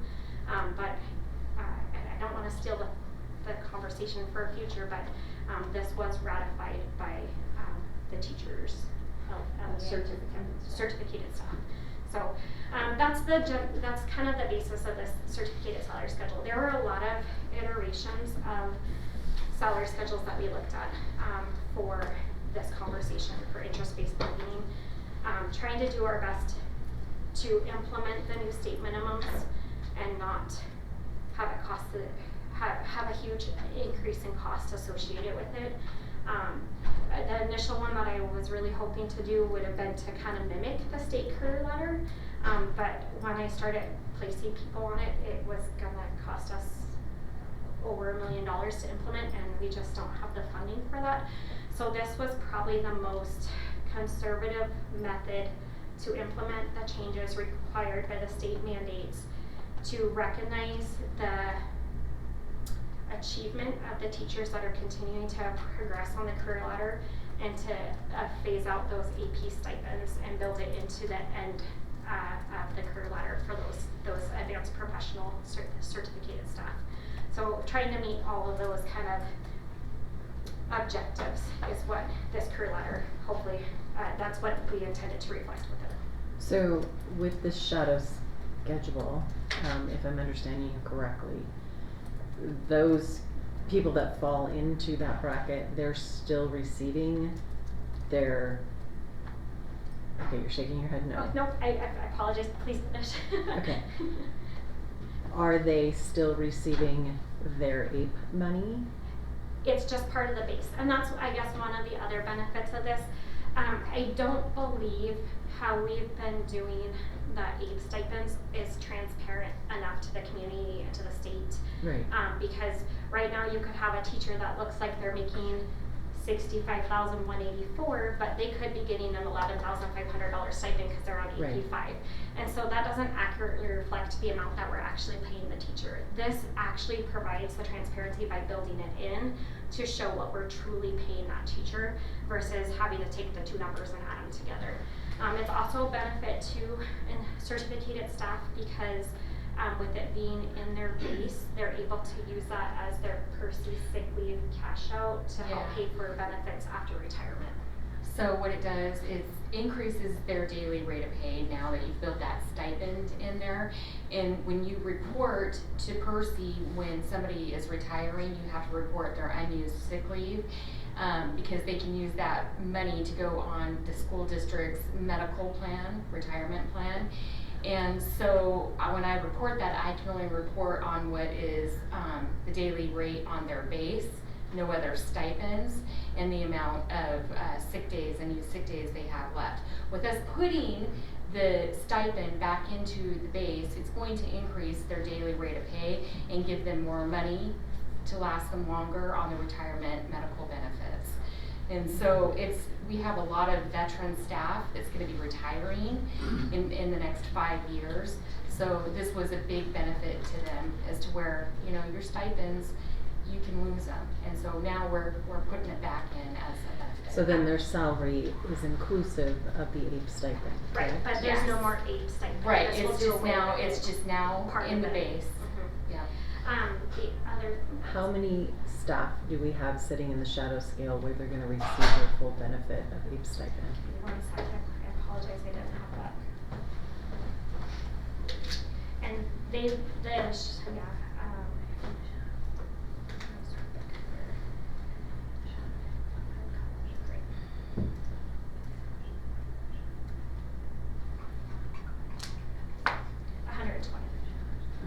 So we have 120 staff that are gonna continue to receive the APE money, based in their salary base. based on the number of staff that currently are receiving that.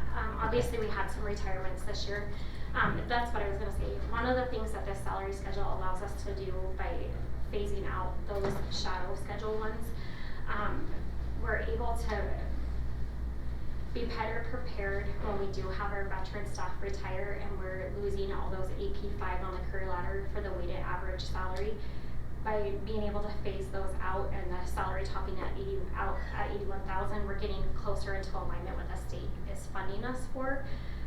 It will take time. And the hardest thing about this is you have to find a cutoff point at some point. And so this was our best effort to find that cutoff point to be able to make that transition so that we can better align with what we're receiving from the state and be able to better react to that versus what we've been doing these last couple of years. Okay. Can I just ask a clarifying question? Sure. That number 100 and whatever you just said. 120. 120, not all 120 of those people are on Oh, cells 26 through 29. No, not by any chance. They just can move to cell 29. Yes. Mhm. Okay. Yeah. They're not all there yet. No, they're definitely not all there. In fact, some of them just finally were on cell 14 naturally this year. Some of these will be frozen. Not frozen, they're not here, they won't be frozen, but we have some people that were P5 that were really hoping to make it to AP next year that will not benefit from that shadow schedule because they were not AP this year. The actual number on the shadow schedule though is much lower than the 120. Yes, yeah, it's just, they're able just to move into that, and then it'll phase out. Yeah. So how long is it gonna take us in anticipation of everybody staying within this district? How many years will it take us to phase out the shadow schedule? That's I a would good question. have to go through with Brooke and look at years of service Yeah. and how long someone's been with us. Like that would be based on everything we've had to do in the last 2 months. I don't. Okay, we best haven't guess had the opportunity. estimate, do you think 10 years? I wouldn't even I begin would, to. I would maybe guess 10 years. Again, we have a lot of veteran staff that's gonna start retiring over the next 5 years. No, I But understand yeah. that, but if we have veteran staff that are Yeah. retiring within 5 years, but we have people on the ladder Right. that are gonna progress down into those cells with no perspective of how we're going to continue to fund their APE money, because it's being now built into the salary schedule to accommodate where everyone else is supposed to be. I'm just curious, it's all good and dandy to say that's gonna fall off, but if we don't have a realistic expectation, I mean, we're still we're not helping our financial situation. So that's more of my concern, and that's why I was curious with the 120 people, okay, and they're not all in the gray right now, but they're going to go into the gray, so Now, what are we they- looking they at? will go beyond step 25. No, they will go into step 29. If they have APE this year, Yeah. they will have that ability to go into the gray. If they have APE this year. Anybody that is a P5 right now Will not. will not. Anybody who's in, goes to a P. Okay, thank you, I appreciate the information. This was like the 17th scenario that we did. 17th? It was a Yeah. lot, it was Yeah. a lot. I mean, the state, they didn't do us any favors when, Right. here just before our levy, not even before, we had our levy already on the ballot, and then Jessica got this information, what was it, April 15th. April 15th, and so we couldn't even make. There's no pivoting at April There was 15th. no. There's just no pivoting. But like I said, this is an attempt to achieve multiple objectives. Like we have to have a cutoff point because our existing stipends are not sustainable. So this Right. allows us to make that adjustment. It does reward teachers for advancement in the classroom. If you're not proficient, you will freeze. Or distinguished, you will freeze on this salary schedule, where before you just continued to get your steps year after Right. year after year. So It's I do, incentive. yeah, it provides that incentive. So I do think it Well, I don't accomplishes. think everybody sees it as incentives. To me, it's sort of punitive, because a teacher that spends that amount of time teaching, are they not gaining any skills? Just because they choose not to go back to school to get a master's or put in the extra credits, or, I don't think that makes them less of a teacher. So I can tell you, I have several teachers who have not moved past the P5 in several years. They haven't taken any initiative to get that APE stipend whatsoever. At this point in time, it does give them a little bit more incentive, and I don't see it as punitive. I see it as, we have those teachers, they're working super, super hard. They're gonna take that big step from a P5 into that APE. It's a significant amount of money when they get to that Right. APE step. And the criteria to go from a P5 to an AP1, they have to have for 3 years. Yeah, had I'm 7 familiar with that. I still Yeah. think it's punitive, because we're saying that because this person chooses a different life path, or maybe for whatever reason, life won't afford them to do the masters and go to the They AP1. don't It have to doesn't be- require a There's- Yeah, master's. it doesn't Well, require a master's. okay, not the masters maybe, but whatever all of those things are that are laid out in statute. But yet they're still putting in the time and they're still teaching, but they'll just be, it's like when we used to do for the first time teachers, 6 years they had to teach in the district here before they got a raise, 6 years. Yeah. So, it is what you guys came up with or what you're proposing, but I would hate to lose a veteran teacher because they can go to another district or wherever. They would have to go to You know. Washington at this point to achieve some of this. Yeah. I do anticipate that our salary schedule based on including these will look better than some of our local school districts. Oh, because- it always does, yeah. Well, and I would just like to remind the board of what the criteria is for a person to make it to advanced professional endorsement. A teacher has to have at least 75% high student achievement. They have to be distinguished in domains 2 and 3. They have to have a leadership role. What else am I missing? No basics or unsatisfactory teaching. And no basics or unsatisfactories. Right. So to me, somebody staying in a P5. It's very completely doable. It's very doable and very effective through Charlotte Daniels now. Can you please introduce yourself? Can I? Yes, come on up. Come on up. Hi, my name is Jason Bradbury. I'm the LEA president. Through our Charlotte Danielson framework, this is equitable to every single person, and they know the exact layout that they have. They don't have to go to extra Well, schooling. to say it's equitable to everybody is very generalized. And it's not because now you're saying you know personally that person's lifestyle. All I'm saying is that I hate to because go back through, Lisa, Brooke, you were saying So, what they have to do. the criteria Yeah. that they have to meet, they have to have at least 75% student Right. achievement. They have to have served in a Oh, leadership role. the leadership role. At Yes. 3 out of the last 5 years. So there's some people who don't wanna do the leadership role or they're really focused on kids, they have no, desire whatsoever to do leadership. So, and they might meet every other criteria because that's just the kind of teacher they are. All I'm saying, I'm just playing the devil's advocate. They just I have don't- to do it 1 year though. Yeah. One year Yeah. to be a leadership, Last 3 out of 5. not for leadership. Leadership, to be considered leadership to get your APE stipend, Mhm. the state changed it to where you only need it 1 year. Yeah, And once you fulfill that 1 year and you become APE, you don't have to be leadership anymore. So Yeah. it's really only a sacrifice for that one. And I do will have- know that That's not a there's sacrifice. a lot of work last year was put into establishing what those leadership roles Yes. look like. So Yes. we have a very clear, Robust list. definitive list of what that looks like in order to qualify for well, that's leadership. good. Yeah. Yeah, that's good. Lots of different kinds of opportunities, so Mhm. they don't have to be on a district-wide committee. Right. One thing that's encouraging too, Board Chair Thompson, you mentioned about, funding going forward. The more people that we can get into APE, Right. being a distinguished teacher, then our salary-based apportionment will automatically go up. Right. So we'll get more funds per teacher, per FTE, and that benefits everybody in the whole entire salary schedule. So it should be a district goal and a principal goal and a staff goal. Let's get everybody in line to get that APE. Let's work Right. with them to see how can we do that, because it only benefits us. It only benefits the students, it benefits the district, the community. High student achievement, It's- I mean, there's incentive for high student achievement.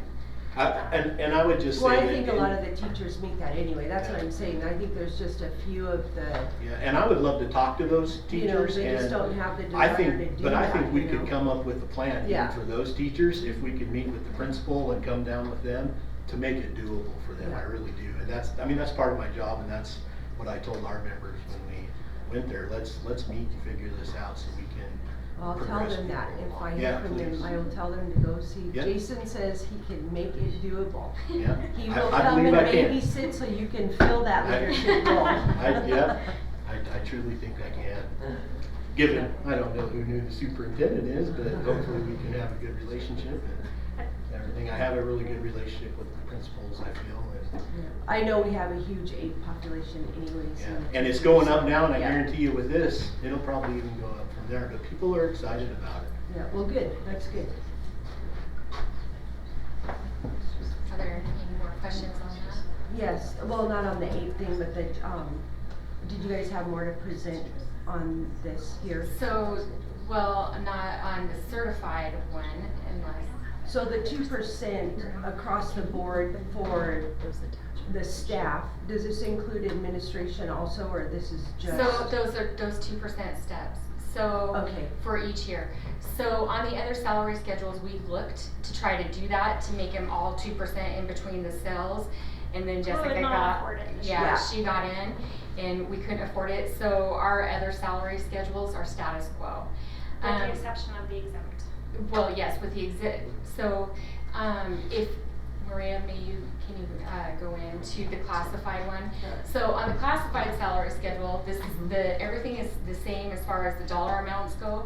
We did have some changes, where such as the clerk is on the exempt salary schedule. We have positions that no longer existed anymore.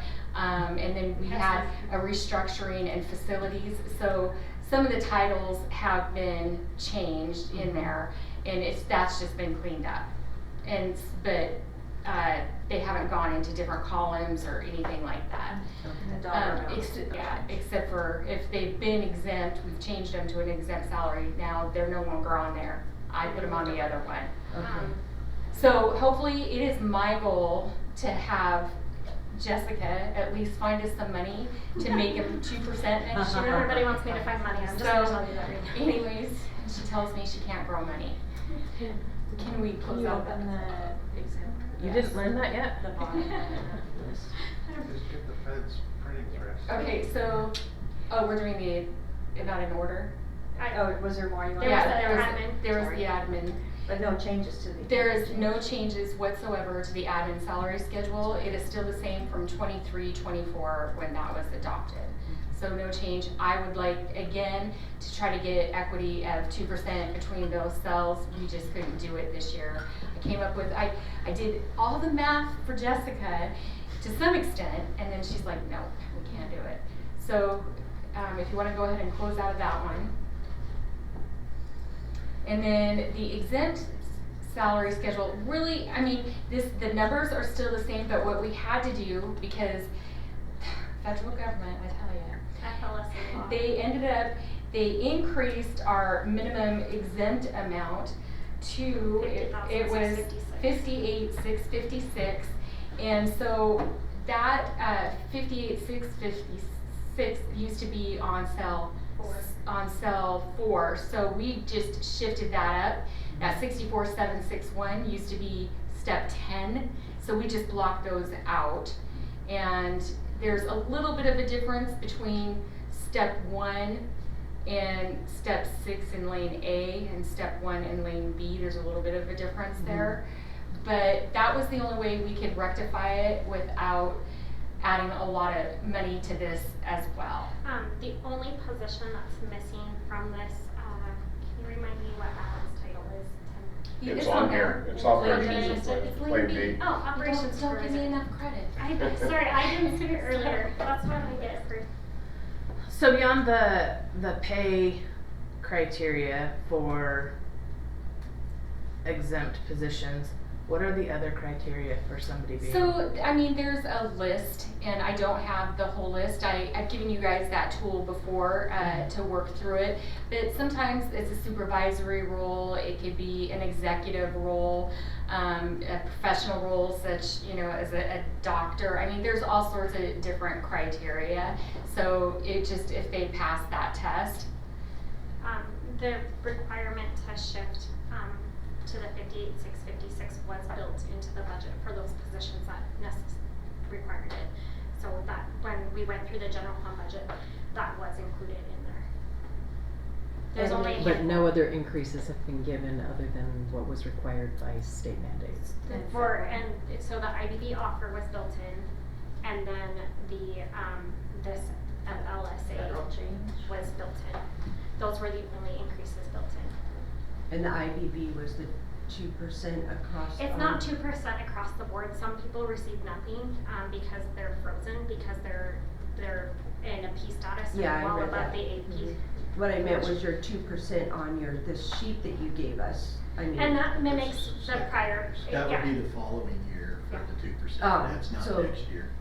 The sheet that you gave us shows 2% except for the first cell, all the way down, and that came about from IBB or? The prior salary schedule, the one that started at 47,477. So the single column salary schedule that was implemented right when I started. Right. That was work of the previous IBB team, and I kind of inherited that one. That was built into that one. That 2% between steps was built into that one. So we really just try to bring that salary schedule over to this and maintain the structure, the framework, and just meet these new minimums from the state. And then again, that shadow schedule to try and have that cutoff point so that we could transition to a more sustainable platform.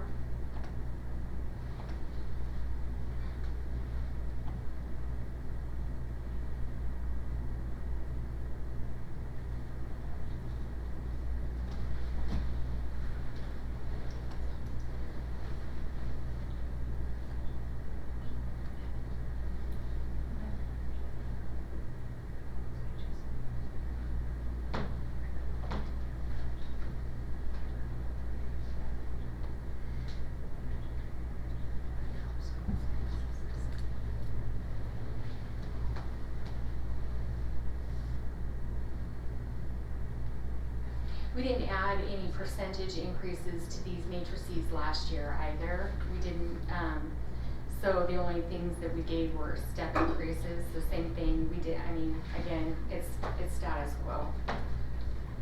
Well, last year, everyone got, I believe, a 1% increase. They got a step. They got a step. Or it was They got a this- step, okay, and so some that was of, it. and like on the classified matrix, those steps are just like barely under 2%. Like a 1.86 to a 1.89. Yeah. Well, there were a few administrators that I know did not get an increase, but Because they were generally topped out every- on the scale. That's why they did not receive an increase. If they're at the top of the salary schedule, they wouldn't. There's nowhere to go unless we do an increase to the base.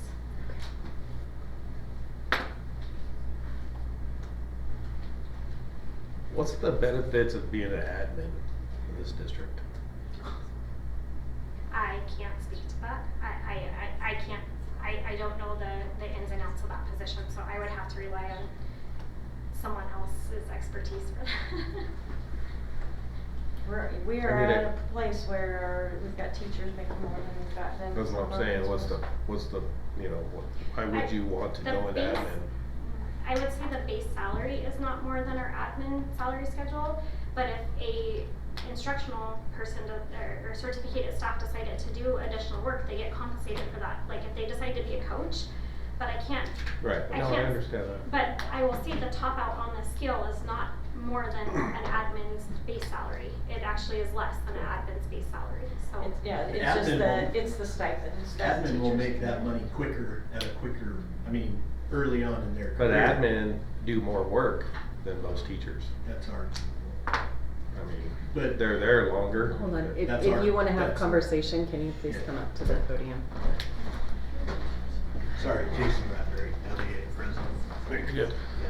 I'm just trying to figure out, you know, Yeah. why would somebody wanna be an admin if you get paid less? And you can go back to the classroom and make more money and coach, you know? So, it's not, I don't think it's fair to the admin team when your employees are making more than you. Yeah. Well, they have the ability, not all of them do, I mean, out of all of them, how many of them actually, out of, you know, I forget what the number is, I mean, how much of them actually go and get, The way I see it is to coach is like going out and getting a second job. Yeah. I mean, But they also, admin can't coach, correct? No, I believe they can now. Can they now? I mean, They, As far as I know. It would, there's no rule that says you can't, but Yeah. it's almost impossible if you're a high school principal to be able to coach, Right. just because of the, Conflict of interest. well, and just the the level of responsibility that you have. Well, that's what I'm saying. Yeah. The level of responsibility goes way up, Yeah. and we're paying them less. You know, that's what I don't understand. I mean, you have to deal with you have to deal with the parents, you have to deal with the kids, you have to deal with everything. You know? Dave, I absolutely don't disagree with you. I can tell you, when this was put together in 23-24, I did do comparisons to surrounding districts, and we were coming up higher as far as in comparison to other districts on the admin salary schedule. Didn't want, I mean, we did that because we didn't want our admin to leave because we have really great admin. And so, Yeah, part of our issue is the way the state funds us. When you look at the state base for administrators, it's $60,000. And now the minimum for a brand new teacher is $53,000. So, When you have to get your administration degree too, so you're doing extra college. right, but part of it is the way the state is funding us. I'm just looking at if you look at the middle level principal, all high school principal, I don't see any teacher, no teacher makes that much money at the base. Well, When if you you go just to add this- in, if you add in dual credit stipends and then their coach, Yeah. then you're making way more. Than Yeah, I would say if that teacher, and I feel bad because by law, we cannot negotiate for principals or classified staff. So we never get to be a part of any of these decisions at all. So that's why you see me, I'm really interested because we don't get to see this very often, but, yeah, a lot of those teachers but you gotta keep in mind, those teachers have also been teaching for over 30 years and they're working their tails off too, coaching 3 sports and doing the extra dual credit. and there are just those people that their choice is to be an admin. They'd Right. rather do that than be in the classroom with kiddos. It just, No. I that would is love to see our their admin option get paid and more. I a mean, choice. Because you're right. I'm when just you- trying to figure it out, that's when you- all. Yeah, when you go a step up, you know, when you go from a classified to a certified position, it takes more schooling to get that. It takes more schooling to be an administrator. There should be compensation for that. And Right. it should be ebbs and flows. I think dollar for dollar, when you compare the two salary schedules, it's all the extra stuff that gives them more money. And then, so you know, I don't know, maybe in the future we could figure out if principals do, you know, can they When get the state extra gives stuff? us full funding. Yeah, so the base allocation, simple. the base state allocation for admin is 46,668, and they multiply that by the admin index, which is basically where the admin places on the state admin index based on their level of years of experience as an admin and their education. So our admin index is 1.583 multiplied by the 46,688 to get an average allocated salary of 73,895.37 based on our existing admin. That's what we're getting, but we're only getting that for 16 FTE versus the full FTE we currently have for admin of 21. So what about vice principals though, that are way up on the pay scale, and then they get a stipend for being a vice principal of a The school? assistant principal, the PAs, yeah. the principal's assistants. So the principal's assistants are not admin, they're on the certificated salary schedule, so we get paid for them based on the state career ladder. Right. So we do get higher funding for those positions because of their career ladder placement to help offset the cost of that. The stipend for being a PA is $3,000. It's not a ton of money. Right. For the additional responsibility. And that program has really helped us grow our own administrators within. For me, I like to have an administrator who knows our district when they go into a building and they know history and how Lakeland practices. So to me, it's a good program to kind of help grow your own a little bit. Well, either way, it's always gonna have issues, but I have to say that every year it keeps shrinking, the salary schedule, because a few years ago, it was everywhere. There were so many lanes and cells and steps, and it was, so this, even though it's still where it is a billion% better than what it used to be. Because it was a real nightmare before, And trying to to be honest, figure out any of it. I don't know. Reality is the hand that we were dealt with these new mandated minimums for the admin certificated staff, that took precedence this budgeting cycle, because no matter what, we have to meet those minimums. And so that's really where a ton of this work went in. Ideally, in a perfect world, if we had the funding, all of this would have been adjusted like we would like to. I want to continue that work on that initiative in future years. It just this year, unfortunately, was not the year to make those adjustments on the other schedules. Yeah. So the only financial increase occurred on the certificated salary schedule. In result of the state mandated increases, yes. As a result of. We have to meet the new minimum.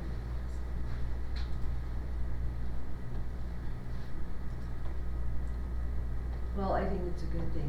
I'm hoping that will help retain some of the younger, the new incoming teachers, because they couldn't survive in this area on, always frustrated me because at least it's equal to their debt when they're graduating. Yes. Right? $50,000 in debt. At least they, instead of taking a job where they were $10,000, $15,000 under the debt. And I will commend our district because we were, I think, better poised than some of our local neighbors to meet this challenge. There were some local districts that were still at the $41,500 base salary. So I feel like because of the work that was done in 23-24, we were in a better position to meet this, and so the cost to us wasn't as great as it will be for some of our local districts that weren't already paying these salaries. Right. So. I move that we approve the salary schedules as presented. All of them. Yep, all 4 of them. Second. So we have a motion and a second. All in favor, say aye. Aye. Before we vote, can we look at the negotiated agreement real quick? Cause isn't that part of the salary schedule? It's a separate, It's a separate Item. action item. I just wanna. but they are in, They are the- related. they are Yeah, in they're- that. They're Yeah. related though. Yeah. Yeah. I just wanna look at that. Can I or- ask, can you guys at least, go ahead and approve the 3 and then? There was a 3-2. Actually, David and I didn't cast a vote. Oh, yeah, sorry. Because. Sorry, I just heard 3. Okay.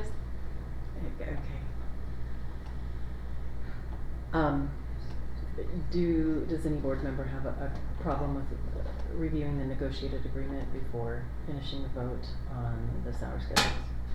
No, I'm okay with that. Alright, so let's go ahead and open up the negotiated agreement. We'll come back to that vote on the salary schedules. Okay.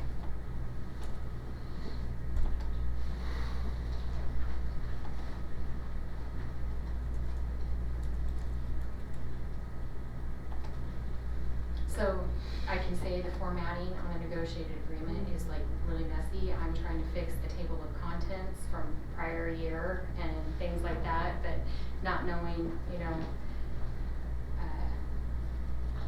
Well, my first problem with it is the state law says it's a negotiation between the board and the union. That doesn't happen. It happens between 15 union members, and there's 1 or 2 board members there. That is not a negotiation, that's a takeover. And so, in my mind, you know, they scheduled it at 2:30, some people have to work, they can't be there. I mean, there's stuff in here that, you know, there's a stipend for retiring early. I don't think that's appropriate. I don't think, oh, can I talk about that? Can I address Yeah, that? I'm It's just- that $500 Yeah. one. So what we did, we found that at the end of the year, we have a lot of people without that incentive. They're waiting until the very last minute to tell us that they're gonna retire. And we start working on our staffing in like February and March for the next year. So we tried to incentivize that a little bit so people would let us know, so we knew kind of what staffing looked like. So that's why that's there. okay. As far as the IBB, the negotiations, it's, the district has 5 people and we have 5 people. So it's not 15 union members, it's 5 district people and 5 union members. I know, but it says between the board's not there. Yeah, The board, the there's board's no- represented by, I know, but that's Or not the board. it says, It's- or the designated representatives. Right, but it's not. so how this all came about, from my experience, and Lisa, you've been here longer than I have, by a little bit. But we always include the CFO because they're always Right. involved in the Yeah. money. We always include the superintendent because they're in charge of everything, you Right. know? And then it's usually always the assistant superintendent, the HR director, and then 2 board members. So you guys actually have 6 on yours and we have 5. Well, the problem is like, I volunteered to be on, I was there one day, there was no movement at all, and then the next meeting, it got passed. And it was my fault, cause I wasn't there, but Yeah, and I as put far it in as- my phone wrong, or whenever the alarm didn't But go as off. far as the time is concerned, I specifically asked, when I sent the original letter to the invite to the board, we set that time at 2:30. You guys could have changed that time, but you elected not to. In the first meeting. Mona said she had to work at 2:30. Yeah, that's the second year in a row. Every Right, year. but that was just the that was the Okay, first but I have meeting to date. correct you though, Jason, because every year I have said that we should not be doing negotiations in the middle of the day. Number 1, the taxpayers shouldn't be paying for it. And number 2, the board can't participate. It would be down to those who, you know, I don't know, can rearrange their schedule. I did for a couple of years that I, participated in it, but I do have to agree with Dave that a lot of times the scheduling is to the benefit of the staff and No, not the board. yeah, I understand that, respectfully. I just think it should be, in that in the law, it says the board. Yeah. And so, and me reading it, and definition, it would be saying the whole board, because we can't make a decision Yeah. without the other people. I'm not familiar with the statute, I'm just. I have it up Well, in front of me. When we did have a workshop, One of the things that I've pointed out year after year after year, and it continues to go by the wayside. There are no recitals in this. You do not know whom this covers. The way it reads, it's specific to teachers. And I learned this year that it actually encompasses a whole lot more than just teachers. I asked for that language to go in the agreement, and it is still not there. So I don't know who that should fall upon, but it's still not there. I would think that On would- top of the fact that I asked for all the coaching stipends and all of that to be removed, because this negotiated agreement should not be focusing on that. It should be focusing on teacher salaries, teacher benefits, etc.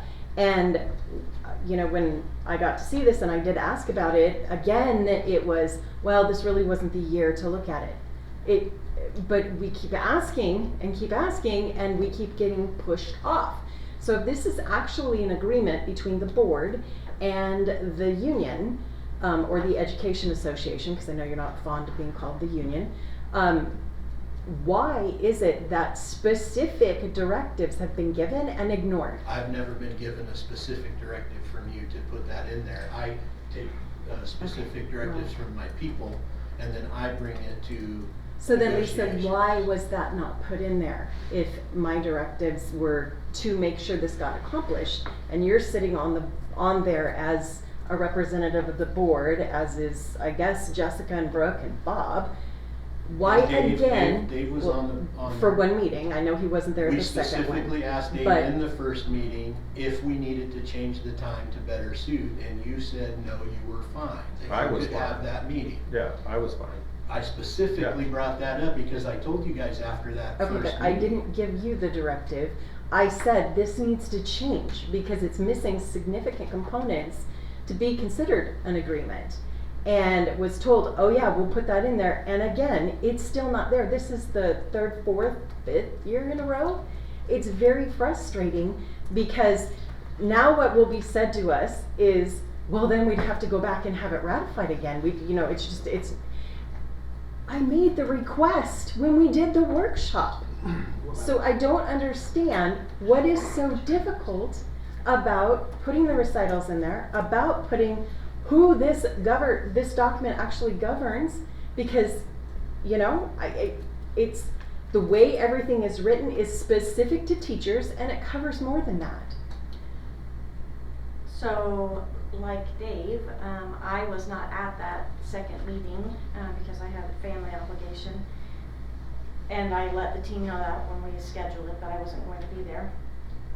I did not anticipate that they would get finished. So I wasn't there for the next part the first day that we met, it was all about the money. I anticipated that we were going to have more conversation about the money. Did not anticipate that it was going to get finished as quickly as it did. So that's why. And then on the coaching stipends, they had a big team get together, and they're the same as they were last year. So I can address that. We did discuss, I spent a lot of time with our high school, the activities directors, vice principals who attended that kind of conversation. We did look at salary structures and tried to revise and revamp per the board directive. However, all of those options cost additional money. So it was tabled by the committee because of the cost of that addition, that separation in the stipends would create. So it was discussed, but it was tabled due to the additional cost to the budget. So I will say that the work was done, it was presented. It's something that can definitely come back next year, but it was tabled due to the cost.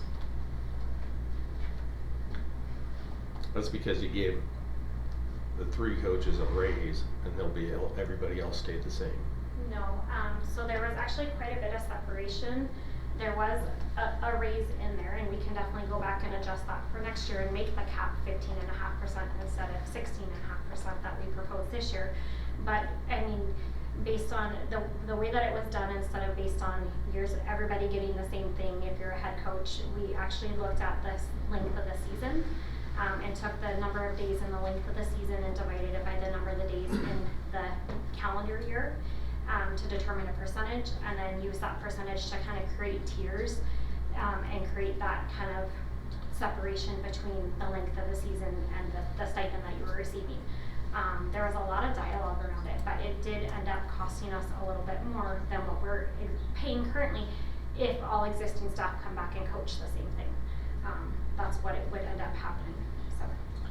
Correct me if I'm wrong, Jason, but I think we have an informal understanding that we're going to revisit that whole topic over the course of this next year. Yeah. Absolutely. This work is never done. That, as well as you mentioned PAs too, we had on our list that we were hoping to increase the stipend amount. We wanted our PAs, our principal assistants, we were going to propose make the same as a head coaching stipend, so that they're able to get more money. We weren't able to get that to that either, because There was actually quite a few things on the agenda that were tabled for the year because of the cost associated with them. Can you give more clarification? You said there's 3 coaches that got substantial raises? Well, when I looked at the last time, that was changed, and there was like football, I believe basketball, and wrestling was up to 16%.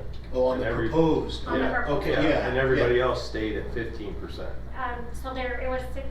So there's 3 different iterations. There was a 4-tier one that was 16.5, 15.5, 14.5, 13.5. We couldn't come to an agreement as a team on what to present to IDB, so another one was made that was just 3 tiers, and then a final one was made that had 4 tiers that kind of broke it out a little bit differently. But again, had the director from the board was you would like us to see some separation because of the length of the season. It doesn't make sense to have a coach that has a season that's 62 days to have the same amount of money that a coach that has a 130-day season or something along those lines. Correct. Numbers out there. Yeah. So that's what we were trying to accomplish with that. We can definitely go back and cap the top one out at 15.5% and still build the tiers in there.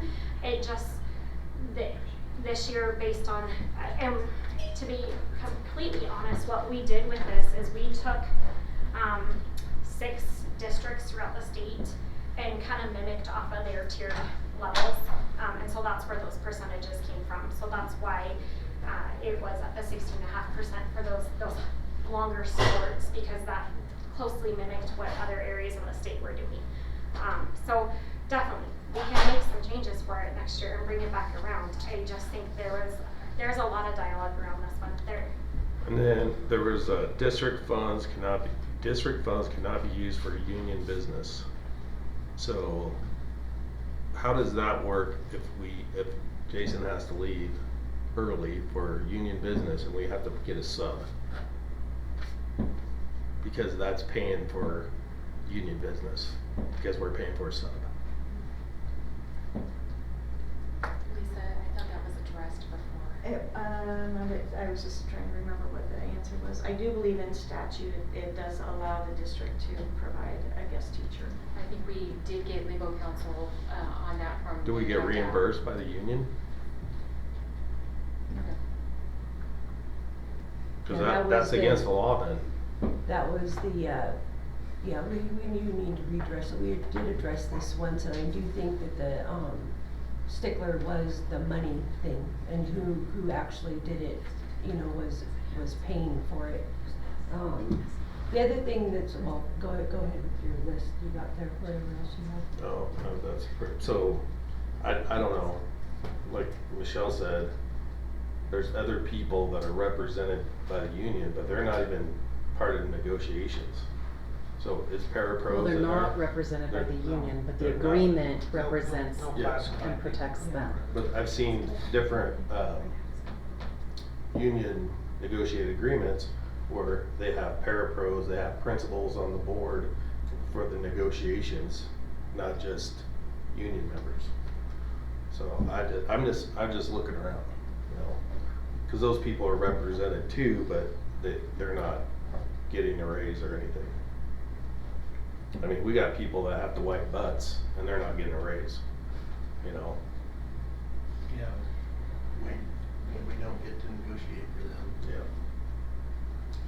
Which is why typically in our district, what has kind of been the precedent, not it's not written in statute anywhere, and it's not written anywhere, it's just what we have always done is whatever the teachers get, we apply to the other groups, but the money this year is not there, so we had to deal with the minimum required payments for teachers, and there was only a change of $200,000 in state funds, which pretty much that's what that went to. So there isn't additional dollars anywhere Yeah, to not all pay for teachers those. are getting raises either, Exactly. so Yeah. it's the state threw in a huge wrench to the whole entire system, and we're actually lucky the way ours were, because 3 years ago when we went to the new salary schedule, we included Governor Little's $5,200 or the $6,200 that he put in. We put that into our salary schedule and made our base $47,400. The base minimum for across the state, they can still pay $41,500, and there's probably 60 to 65% of public schools in the state districts that are still paying 41, and now they have to jump up to the 50,000.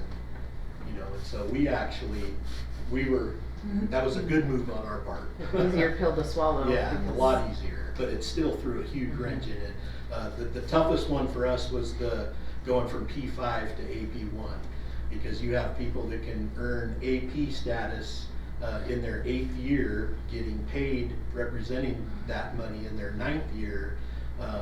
So on our salary schedule, they're gonna be jumping almost $10,000 Yeah. going from, and there's nothing we can do about that. We can't, that's a That's state state mandated. mandate, and we don't know what the penalty is. I I don't think don't wanna anybody find out. wants to be the the guinea pig to find out what that penalty's gonna be, but Well- that's what really threw the wrench into the whole system. My concern is there's some people in our school district that are concerned that if we start paying these salaries like this, we're gonna be spiraling out of control. Yeah, well, and that's why We're we gonna fixed go it, yeah. bankrupt. With this new schedule, I'm pretty positive that it's getting better in the district favor.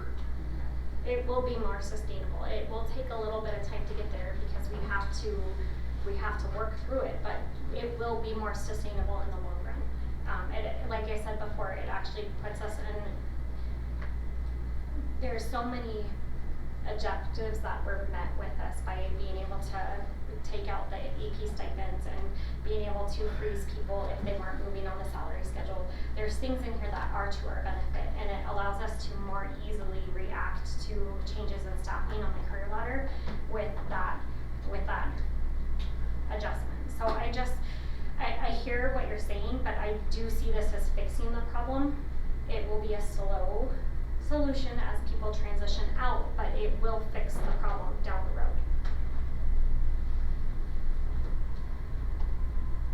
So back to the 2% then, and this is what I was getting at earlier, is that 2%, even though I understand it came from the other one and there was a 2% gap, and I get all that, but the raise given to the teachers, I guess I'll start here. Why is there a 2% raise next to all of the cells on the certificated salaries? It's just showing, it's not a raise, it's just showing the difference between the steps. That's all that's there to Okay. show. It's just to show that there's a 2% 2% between for each step. everyone. Yes, Okay. it's not to indicate that everybody got a 2% increase. The base stayed the same. It really did. The only thing that we did was move cell 4 to the new cell 1 and add a couple cells at the end. But the 2% was always on the 23, 24, Right. 24, 25. It just is really representing the step between the cells, not that we increased the base by that. Right, okay, I just wanted to clarify that, and that's what that is. And unfortunately, like we've discussed, since that information came out on April 15th, this is a mandated change. We Yeah, no, I have to understand meet that. these norms. My thing is I know that people like to do this equitable thing across the board, but I don't believe everybody across the board deserves the raise. That's my point. I think the teachers deserve even more than what they've been given, you know? And I don't think everybody across the board, and being that we just had to do a double run for a levy, doesn't look good if we come back and everybody's getting a raise and Right, everything's right. good. It- Those just aren't definitely good not optics. good. Yeah. It's not good. So The we amount have- of classified positions, the bulk of that levy cut was classified positions, so there's Right. definitely gonna be some adjustments this next year that we have not worked through because we haven't realized that true cut until we get into operations next year. So what were the major changes then in the negotiated agreement outside of the salary schedule? So it's just basically, I mean, it's focused around the salary schedule and it's focused around, placement of, incoming, people. So we identified that in salary schedule provisions. We talked about, the appeals process, we just kinda cleaned up that language, for the career ladder and just went with what is, out there in Idaho code. The benefits, we had this in our negotiated agreement at one time, and I agree, this negotiated agreement needs a lot of tender, loving care, and, I just would like to revise in the future this whole document as far as, formatting and some language cleanup. But it says employees, must have a half-time, or certified employees must, be at least half-time in order to qualify for benefits, and we've had that language in there in the past. For some reason, I think when we were revising this before, it accidentally got deleted because we never had voted to change that, and that was because of a recruitment thing. We have music teachers that we only needed half-time or whatever, and we couldn't get them unless they had benefits. And then the rest of it, like I said, I'm just trying to clean up, formatting. Well, and it does just say employees, it doesn't say certified employees, Yeah. so. So that's all the changes were, and I think the main focus of this was Jessica had to meet her publishing deadline for the budget, and that's why, I mean, we decided to table everything and just wrap up what we were mandated to do this year. And try to get our budget under control, so we don't have to keep continuing, I mean. But we have a running IBB agenda. We will definitely, if this is approved this evening, include the definitions. I do think that I would agree that this is missing that definitions, that clarification that you kind of see in some of the other master articles and negotiated agreements that identify. Do you have a proposal for that, Chair Thompson, or do you just are you just talking about sitting down and going through and making sure you're talking about Well, the definitions? in all fairness, I brought my proposal about 5 years ago, and it was tossed away. So am I coming tonight with language for you? No, because I asked for this at the workshop, and then when I, being told, well, it's just not the year to do it, being told that consistently is extremely frustrating, and always hearing, well, we'll get to it next year, we'll get to it next year. Well, those next years keep coming, and we don't get to them, and it's. And I apologize, I didn't catch that request. I did catch the athletic request. We did focus on this. I did not catch the request for the definition, so I apologize that I didn't catch that. I know I wasn't the only one at the table, but. Yeah, the whole document needs to be rewritten. It's. Yeah, it's one of those deals. It's just like, not to interrupt. I'm sorry, Ramona. But, No, you're fine. It's like our policies. Our policies were established how long ago, and now we're making headway trying to get those renewed. We need to do the same thing for the negotiated agreement. That's an easy fix.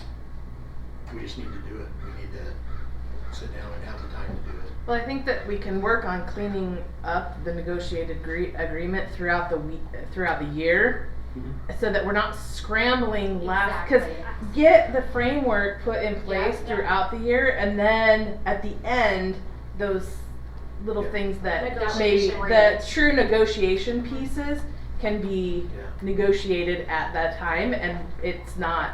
There's no reason we can't start that work in the fall. Exactly. Yeah, and Right. I'd love to sit down with anyone, and we can Yeah, we can take Coeur d'Alene's or anybody's, I mean, they're all out there, they all pretty much mimic the same thing, they're very There's some great templates. well written, yes. Yes. You know, at least the structure of it, Yeah. you know, and then we can put in our own, language. I mean, I have the same frustration, I'm just tired of talking, so I just vote.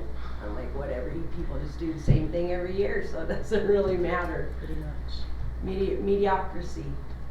Well, generally what happens is, I know like on our team, we survey our members every year. We compile a list and we bring that list to negotiations on what we want discussed and dealt with. Right. Maybe it would behoove the board to do the same We thing. tried to do that, but it Yeah. was kind of taken over by IBB Right. or association people. What do you mean? When we tried to have a workshop to Yep. discuss as a board Mhm. what we wanted the members of the board that were coming to IBB to discuss, but it was taken over, kind of felt like it was taken over by all of the association people, and it was like our workshop became now the negotiated agreement discussion, and that's not what that workshop was supposed to have been. Yeah. So we didn't get our workshop to come with our list or send our list with representatives from I the board. apologize. I'm That's- sure I was in one of those meetings. I thought that workshop, if I'm remembering right, was for us all to just kind of talk about the budget because we had to cut 2 million at that point in time, and so we were all. No, that was our workshop to Yeah. discuss I our would list of suggest that moving items. forward, because that's the only way you guys can truly, because I believe you can do this in executive session. You can come up with a list in executive session. You can't make decisions in executive session, but you can come up with your Yeah, list in you can. executive session. You So can. that's what I would encourage you to do in the future, and then bring that to the table. Well, my But if, encouragement would be for board business to be set at the board schedule and the board's availability, because it's the board's business, but yet Yes. it's progression and its scheduling is set at everybody else's schedule. Yeah. It's not set at the board's schedule, The ever. board's told when it's gonna be. Yes, exactly. Rather than Yes, that the doesn't. board happen. setting it and other people coming to the table. well, Right. I apologize for that. I sent the letter. Since I was the one doing the invite, I was.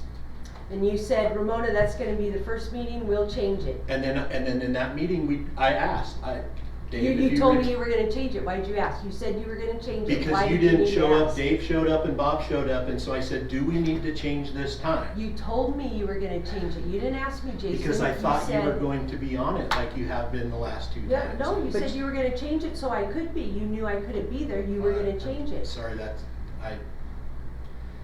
Overheard the conversation Just to in me, the it doesn't hallway, feel like so- a Yeah. negotiation, it feels like you got 10 people and we got 2 I people. don't know who we had 5 people. No, on the table. We had 5 people. That's on, it? On 5 people. Well, it Myself, seems like the Bill Ryder. admin is just kind of, you're like agreeing with you guys at everything. That's what, No, because I wish we that didn't was- have any, the first No. meeting was like, okay, there's nothing we can do, and then the next meeting was passed.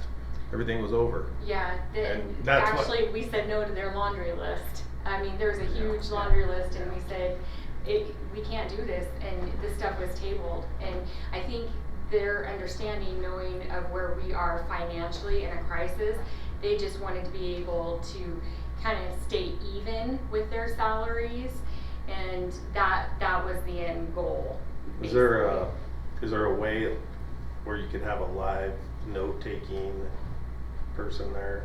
That you could Yes. give it to the rest of the board? and then- Absolutely. Because it is a public session. Right. Absolutely, and so like I would. So if the board member's not there, they can see the notes, and Yes, see what was discussed. The clerk of the board I would definitely recommend you have the clerk of the board at these meetings at least. Well, she was there, I think. No. No? No, Well, it was there's told a- by Rebecca that Rebecca was going to be there, that Maria didn't need to be there, so that's what I was told. Well, in the Whether that past, was there's accurate, always been I a don't know. running agenda notated document that was a Google Doc and anybody could just, and it doesn't necessarily need to be the clerk, it just needs to be whoever's doing the notes, but, I mean, I don't know what to do about it now, it seems, here we are again. Definitely would advocate to have those additional meetings in the fall after hours to work on that language. to clean that negotiated agreement up. Just being asked for. Do we need to have any further discussion on the negotiated agreement?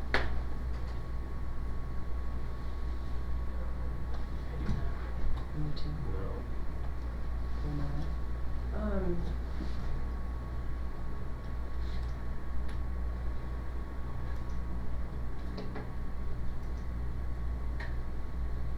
No, I mean, we're either gonna pass it and just keep kicking the can down the road, or we're not going to, and we're gonna stop. And the board's gonna do the board's business, and everybody else can wait till the board's done. So the board needs to make their mind up. They keep complaining, but they don't do anything. They just keep voting and doing the same thing over and over, every freaking year. It's the same thing. Doesn't matter if it's this. It becomes everything the board does. So the board needs to make up their mind. There's no sense in bringing it up if we just keep doing the same thing. Might as well just, as I said, it's just like, yeah, whatever. Because it's not, so we either don't pass it and fix it, or we just pass it and do the same thing next year. Can I ask a question?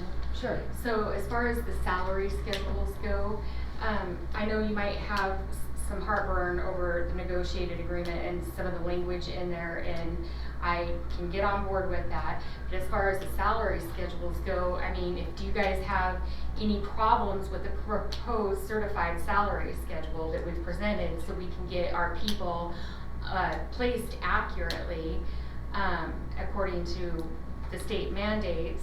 And as far as the other salary schedules that I have set to actually issue contracts on Monday the 16th. And I do have 2 templates built, anticipated that this salary schedule is going to pass. I do have templates built for issuing 24-25 contracts, but I can say that if I issue those contracts, it's probably not going to be good for morale. Mm-hmm. We just got through passing a very difficult levy. We all came together to pass this levy, and I definitely want to keep that morale going forward. I don't want to lose any more teachers. I just had another teacher resignation come in today. I also, we are required to meet those minimum Right. dollar amounts, so we can't issue the 24-25 Right. contracts because people are not gonna be. They're not We accurate. won't They be can't. in We're not gonna be in compliance. compliance. And all contracts have to be signed by July 1st.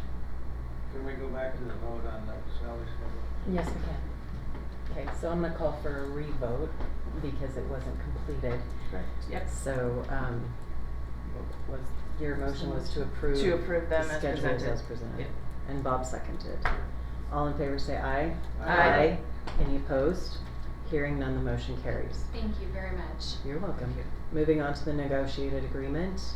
I'll entertain a motion at this time. Move to approve the negotiated agreement as was presented today. I'll second. We have a motion and a second. All in favor say aye. Aye. Those opposed? Nay. 2 in favor, 3 opposed. Motion does not pass. Can I give a recommendation? Legally, if a negotiated agreement doesn't pass, then basically a board can come back together in executive session. They can come back together in executive session. Amy White, I've had discussions with her about this in the past, and you guys can go over that negotiated agreement and you can come up with a counter offer. Okay. Are there any other motions to be brought to the table from the failed motion? Well, my question would be this. Is, with me, it's just the layout and the language. And the removal, I think there was some things that we wanted removed out of it that still are in there. So, is the contention, with me, the contention is just the complete thing, the layout, the format, and wanting to get that fixed. You know, the language, all of it. So I guess I'm asking, are we wanting to fix the language or renegotiate what is in, or negotiate what is laid out in here for other things? For me, it's both. Okay. So, based on that it has failed, again, are there any other motions to be brought forward on the negotiated agreement? I don't know. I what would they move to approve the content, with the, with an improved layout. Question, and the question is for Jason, really, to what extent can we change the editorial language without having to go back to ratification? I need, honestly, I need to look into that, Bob. I don't know. And my question is also within the negotiated agreement is included the salary schedule. So I don't know. No, we've already We approved approved that. the Approve that schedule. part to be in Yeah. there. I'll have to find out those steps. For example, one of the concerns that Michelle has, I think, and we've talked a bit about before, and that is that the term teacher is used frequently. Yeah. You know, if that editorial change were made to certificated personnel, which covers in all the ancillary people, you know, that's an editorial change. Is that Yeah. significant enough that? I don't think any of our members would have a problem with that. We've been saying too that it needs to be cleaned up, and we just need to do it. But as far as, do we need to put it to an official vote, or can it just be part of an executive council and then do that? That's what I need to make sure that we're following the right process so that it doesn't become null and void later. Well, if you have to go back for another ratification vote, that's problematic, obviously. Yeah, it's very difficult this time, but I'm not sure what a vote to, you know, I don't know. Do you know, Lisa? I do not know. In your experience?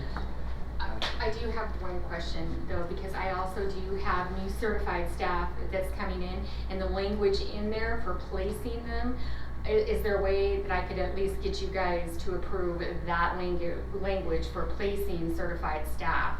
So like basically appropriate, I mean, it's the blue language just the that's in new there. It's just the new blue language, that's all. What, I got a question, why does the union get to negotiate placement of staff? Isn't that the district's office?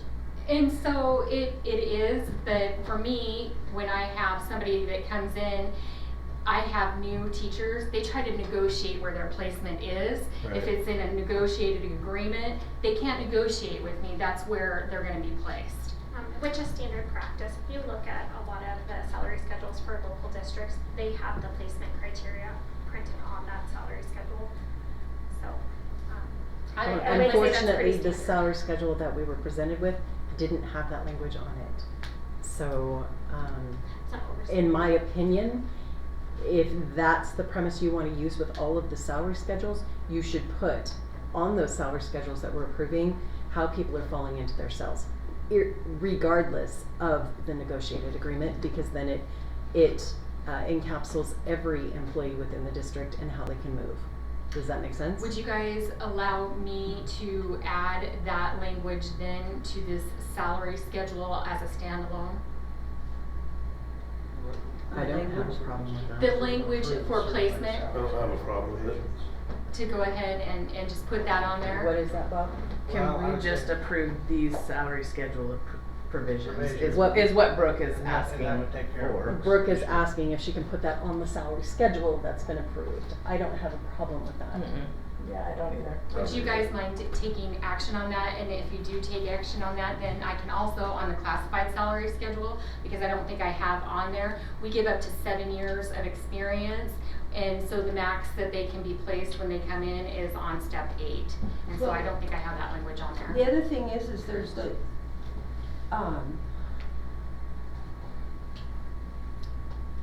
why are we in a rush now?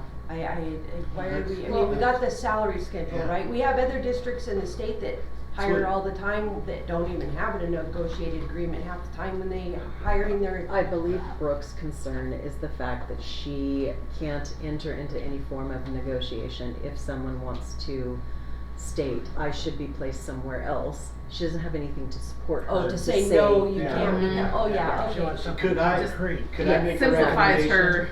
Yeah.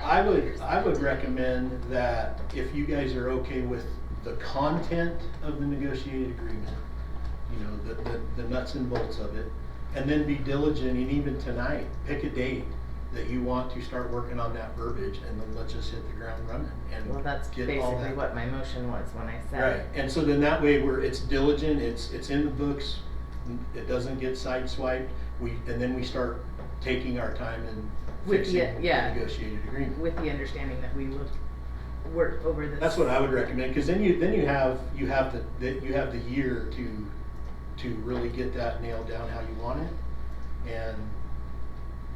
But I guess, you know, my recommendation would be to set a date now and. Well, I would, Maybe- yeah. So I'll go back and amend my motion on the salary schedules to include the salary schedule provisions as listed in the blue text on the draft negotiated Well, agreement. You want that whole salary schedule, This. not just the blue, because there's some other provisions down there that she relies on as well. What page You want is that There there? is. Just a blue Yes, page. yes, I can just Oh, add okay. those blues to that salary schedule. So, I'll second that. on page 4, is that what we're talking about? Yes. I2, A through E? Yes. Then she also wants F, G, the hard to fill positions. And I think that's it, through the end, to the top line, the top sentence on page 6. But what I was gonna ask is if, given that these salary schedules have passed, we have a meeting next Wednesday, would you be able to bring them with the language for them to be reapproved at that time? So we're not rushing and we're not missing things, and you have clear context. Would that still afford you what you need from now until next Wednesday? So I'm not placing any new people right now. We are hiring new people. I do have certified contracts on here. If you guys give me permission to issue those certified contracts on Monday, like you guys have voted, that would be perfectly great. Without the language? So again, that language has to do a lot with placement of incoming new Okay, people. so would you I be just wanna able- be able to issue contracts for our returning Okay, people. would you be able to provide to this board next week a modified salary schedule with the language that we're looking for? Absolutely. Okay, Not a problem. so then we don't need to, Change anything tonight correct, from where we're sitting. correct. Because we haven't gotten to the contracts yet. Okay. One question I do have, if we don't, if we're gonna continue to work on the negotiated agreement, where does that stand? Does that mean we enter the fall and there is no negotiated agreement, or does it go back to last year's negotiated agreement? Well, I So believe as Brooke stated, we as a board need to meet in executive session and come with counter offer, which would be the agreement as we see it formatted, and if there are other changes we would like to see in it, we would present you with that. Unless we have language to the contrary, the existing negotiated agreement is still in force until a new one is adopted. Right. Okay, Okay. thank you. You're welcome.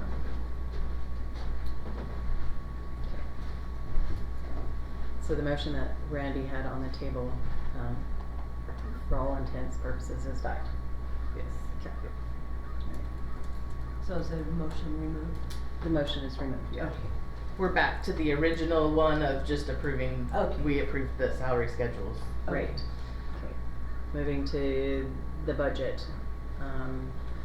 We've had our budget presented to us. It is the district, it is Jessica Grantham's request that we approve it. Just looking to see who did this. So I'll entertain any motions at this time. I move to approve the budget as presented. Second. We have a motion and a second. All in favor say aye. Aye. Any opposed? Hearing none, the motion carries. Excuse me, Chair Thompson. Yes. May I ask a clarifying motion? Absolutely. So the motion was removed, but then Trustee Bain in the negotiated agreement, IBB offered action item, being moved to approve contact with improved layout. That was removed. Okay. Yeah. Withdrawn. Yeah. The first motion for the negotiated agreement failed, and then Randy did bring forward, I believe, 2 different Yeah. ones, but they both are Both are- removed. Thank you. You're welcome. One of the things that CFO Grantham brought to you for consideration was the social studies on that sheet that she gave you. Because at the June 18th board meeting, the request to purchase the social studies curriculum is coming to the board. Currently, in the budget, there is no line item for that. So if we're going to take action in the affirmative next week, we need to have some conversation tonight about Well- whether you want that in the budget and how she gave you some options. Actually, no, that's not how cause we talked about how anything that is going to be outside of the budget as presented would come to us with a suggestion on where the money's gonna come from. Right. So just, For this, approval. just like with positions. So on June 18th, prior to you taking action on the social studies, she would come with a recommendation of Where that money's gonna money's come coming from. Right. And then we can, I will just say, I would probably have to request an amendment that night, even though the budget won't be submitted to the state just yet, just so that I can make that adjustment into the approved budget for the state. It wouldn't really be an amendment because it's not officially submitted to the state yet, but it would be an amendment to the budget that you were presented to. So, just for clarification. Like, What's the change to the published budget? The change to the published budget next week would be if we decided to include this money and pulling the resources together to What's make your it happen. published date? I'm sorry. What's your published date? I just have to have it. So our published date was 10 days ago, but like we did last year, we did make some adjustments to the budget before it went to the state. I have to have that to the state by July 15th. So as long as the board has finalized some of those adjustments by that date, I can get that out there and just republish what that looks like with the adjustments from the board at that time. So we go to a second publishing. It would go to a second publishing, but wouldn't require additional action because that's what the board approved. I just have to put it out there. So we'll get to that. so when Basically would, the same thing we're gonna do when she brings us in the fall. But that would be a true amendment at Right, that time. right. Versus we still have a little bit of wiggle room. The with motion deadline. is the same, Yeah. you know, it's the same process. so by July 5th is when you would have to publish for what's going on the 15th, is that correct? Yeah, so Okay. just because we're gonna make an adjustment potentially to what you approved tonight, what was presented tonight, then Okay. that would be captured, and then republished just for the community knowledge at that point, and then Right. what's submitted to the state wouldn't necessarily be an amended budget, it would still be an original budget, cause we're within the time frame to still include it as part of the original budget. Okay, so then, what I'm curious about is if you bring to us on next week's meeting, the curriculum with where the money's gonna go and how that will impact the budget, to hold off on bringing an adjusted budget until the July 2nd meeting, unless the board decides not to have the July 2nd meeting, cause we haven't crossed that bridge yet. But because if there is any other adjustments, it would make more sense to just approve the adjustments all at once, so we know what we're working with. I might have to get legal opinion on that just because I know the statute allows for us to do 2 weeks from the hearing date to make those adjustments. You did approve the budget tonight, so I wanna get legal opinion just to make sure I'm advising correctly. This is kind of I wouldn't say unusual circumstance, but it is an adjustment to the budget that was published, and I just wanna make sure I'm clear on the steps to advise appropriately. But your advice was that when you bring it, that we would modify the budget then, Yeah. so what you're asking But is the whether July or not we 2nd can meeting's wait. outside of that 14-day window, that's in statute, so that's why I just wanna make sure that I'm Well, representing that correctly. You have until the 15th, correct? I have until the 15th to submit the budget to the state, but from a hearing perspective, those adjustments happen it can happen within the 2-week window after the hearing. So I would like to, and I Okay, can bring I that next understand. week, I just wanna get legal I understand. opinion on it to make sure that I'm advising No, the that's right fine. thing. Yeah, no, perfect. Okay, The bottom line is, we didn't even have to approve it tonight, we could approve it 2 weeks from tonight. I really appreciate that you're. According to statute. Just gonna say, thank you so much for. You know, I could feel Well, you stressing you know. over there, Jessica. Oh, yeah. But, I mean, if we're doing all this back and forth, we really do have 2 weeks before we actually fully adopt it. Yeah. you know? Okay. So, That 18th meeting is just within that 2-week time frame. So I just, like I said, I Okay. just wanted to clarify so I can provide, and I can bring that at next week's meeting. Okay, So, thank you. yeah.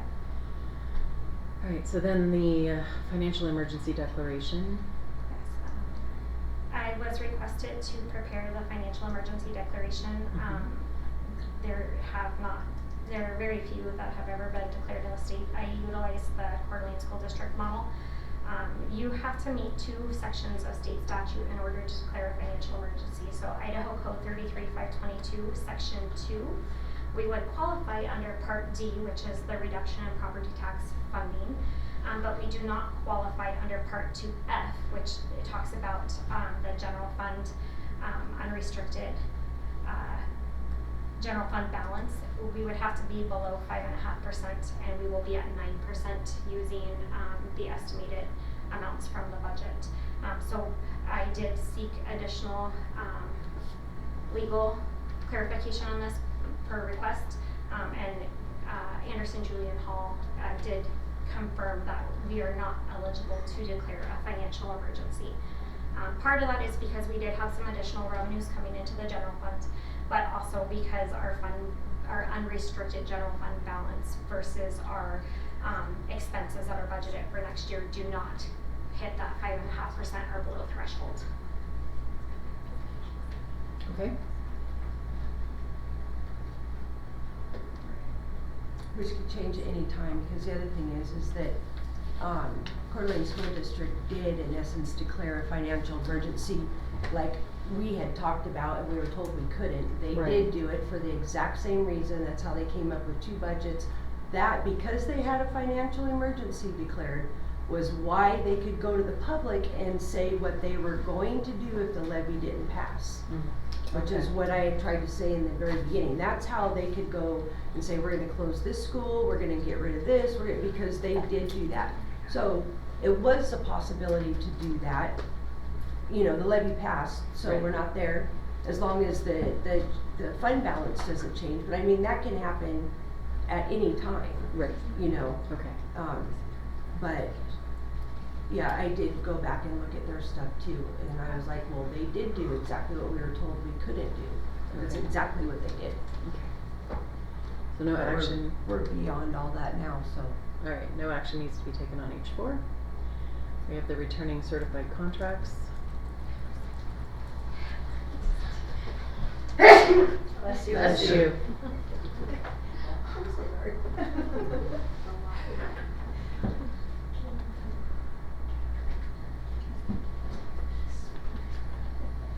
So, just one quick question.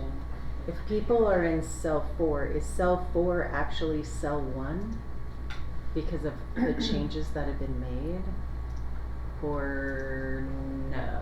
Are these on the new cells or the old cells? The So, new cells. No, these are on the new cells. So these contracts are based on new cells. And so basically the column that says fiscal year 26 base, no movement. This is gonna be the original contract that we are going to issue. However, in August, if I find out that they have moved because of their evaluation this year and they're now gonna be Mhm. a P5 to an APE, then we will reissue a contract. A lot of fun here. And I just want to clarify, I apologize for popping up again. I was enjoying sitting down for a minute. We did build in the higher amount into the budget with the anticipation that they would move. Okay. If they don't move, obviously that's some salary salvage there, but we did build in the higher amount with the anticipation that the move would take place. Okay, so we potentially, if I'm understanding this correctly, will have like brand new employees certificated they would start at the 50,384? If they're on an R1, Okay. they will be placed there. If they're placed on, if they're a P1, they're gonna be placed on, I don't have Cell that. 4. A cell 4. Okay, alright, I was just trying to And then clarify. BP1 is Yeah. I can do this in my sleep. Alright, do we have any conversations that need to be had on the certified contracts? I'm trying to find somebody that supposedly we have a new principal that the board hasn't approved, but the public's been told. And I'm trying to see if that person's on here as a principal. No, So- they are not. Yeah, I don't have that person on here. This is just certified, this is just teachers. Okay. And Oh, yeah, that so would be then admin. yeah, then when you get to administrators, if you can see on there, that's worded differently. And so we'll address that when we get there. Addressed as a recommended new hire, but there is no name identified. Well, the public was told otherwise. Okay. I have no questions then on this. I understood the cells and the lines, and that was good information to have. Thank you for doing that. The no movement cell next to the other one.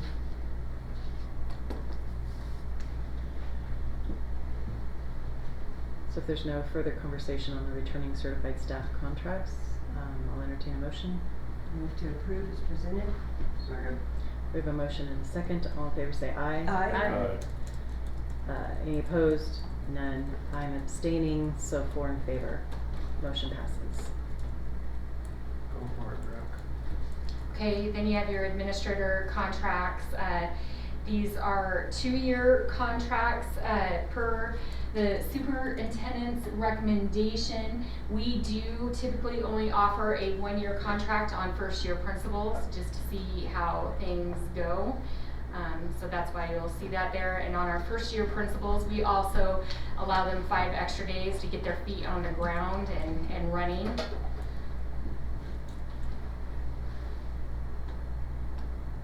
What do you mean, when you say they receive 5 extra days, We- what does that mean? So if they can start 5 extra days early, No, I understand they have a contract of 213 days. Does that mean they have a contract then for 218? yeah, Okay. yeah, they receive, and that's the first year only that we do that. Okay. It actually comes as the 213 standard contract and then a supplemental contract for 5 additional Right. days, because if we make it a 218, then we can't go backwards next year, so we have to keep it It is a separate. supplemental. Okay. Move to approve. Second. We have a motion and a second. All in favor say aye. Aye. Aye. Any opposed? Nay. 4 in favor, 1 opposed. Motion carries. Shouldn't be approving recommendations we haven't even discussed. My opinion. Okay. Moving on to returning directors.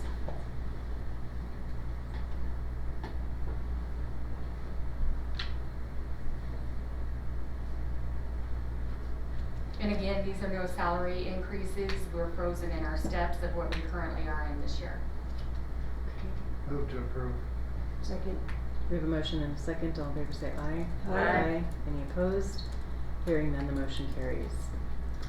Then moving on to the LHS cheer camp request. Yay! The fun one.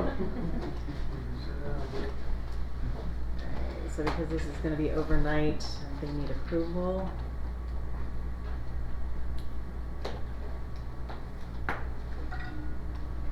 I have no comments or Is- questions. How is this being paid for? Fundraising Okay, from their L account. okay. I move to approve the request for the cheer camp to go to an overnight camp. Second. We have a motion and a second. All in favor say aye. Aye. Any opposed? Hearing none, the motion carries. I ask that the Kootenai County Canvas report be put on here in case anybody had any discussion. Basically, they approved. Only They- two precincts that didn't approve it. So, okay. Any further discussion on the Canvas report? No? Okay. On that, I need a motion to enter into executive session pursuant to Idaho Code 742061B. So moved. Second. We have a motion and a second. We need a roll call vote. Trustee Jones? Trustee Bain? Yes. Chair Thompson? Yes. Trustee Quimby? Yes. Vice Chair Griffin? Yes. On that note, we are in executive session. It is 9:05. We will recess for 5 minutes to go to the bathroom. Okay, so we've come out of executive session, and I will entertain motions at this time. I move to approve Shannon Ryder as the principal for John Brown Elementary. Second. We have a motion and a second. All in favor say aye. Aye. Any opposed? Hearing none, the motion carries. I move to approve Sierra Schrader as the new clerk of the board. Second. We have a motion and a second. All in favor say aye. Aye. Any opposed? Hearing none, the motion carries. And I would like to make a motion to accept the recommendation of Jake Massey as the assistant superintendent. Second.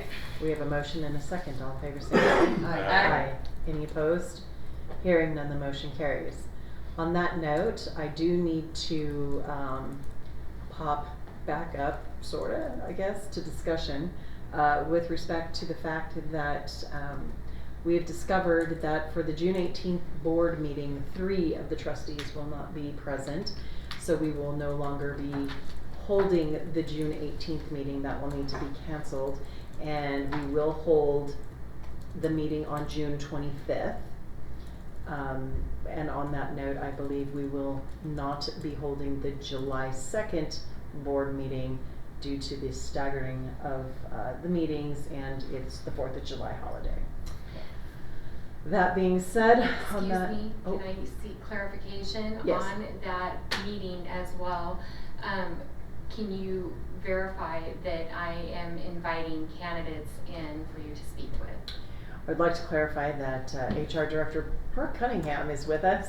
And yes, on June 25th, we will hold executive session and interview prospective candidates for the superintendent position. Thank you. You're welcome. Any other comments? Things that I've forgotten at this weary hour? No. No. No. All right, on that note, we will go ahead and adjourn the meeting. It is 10:26. Thank you.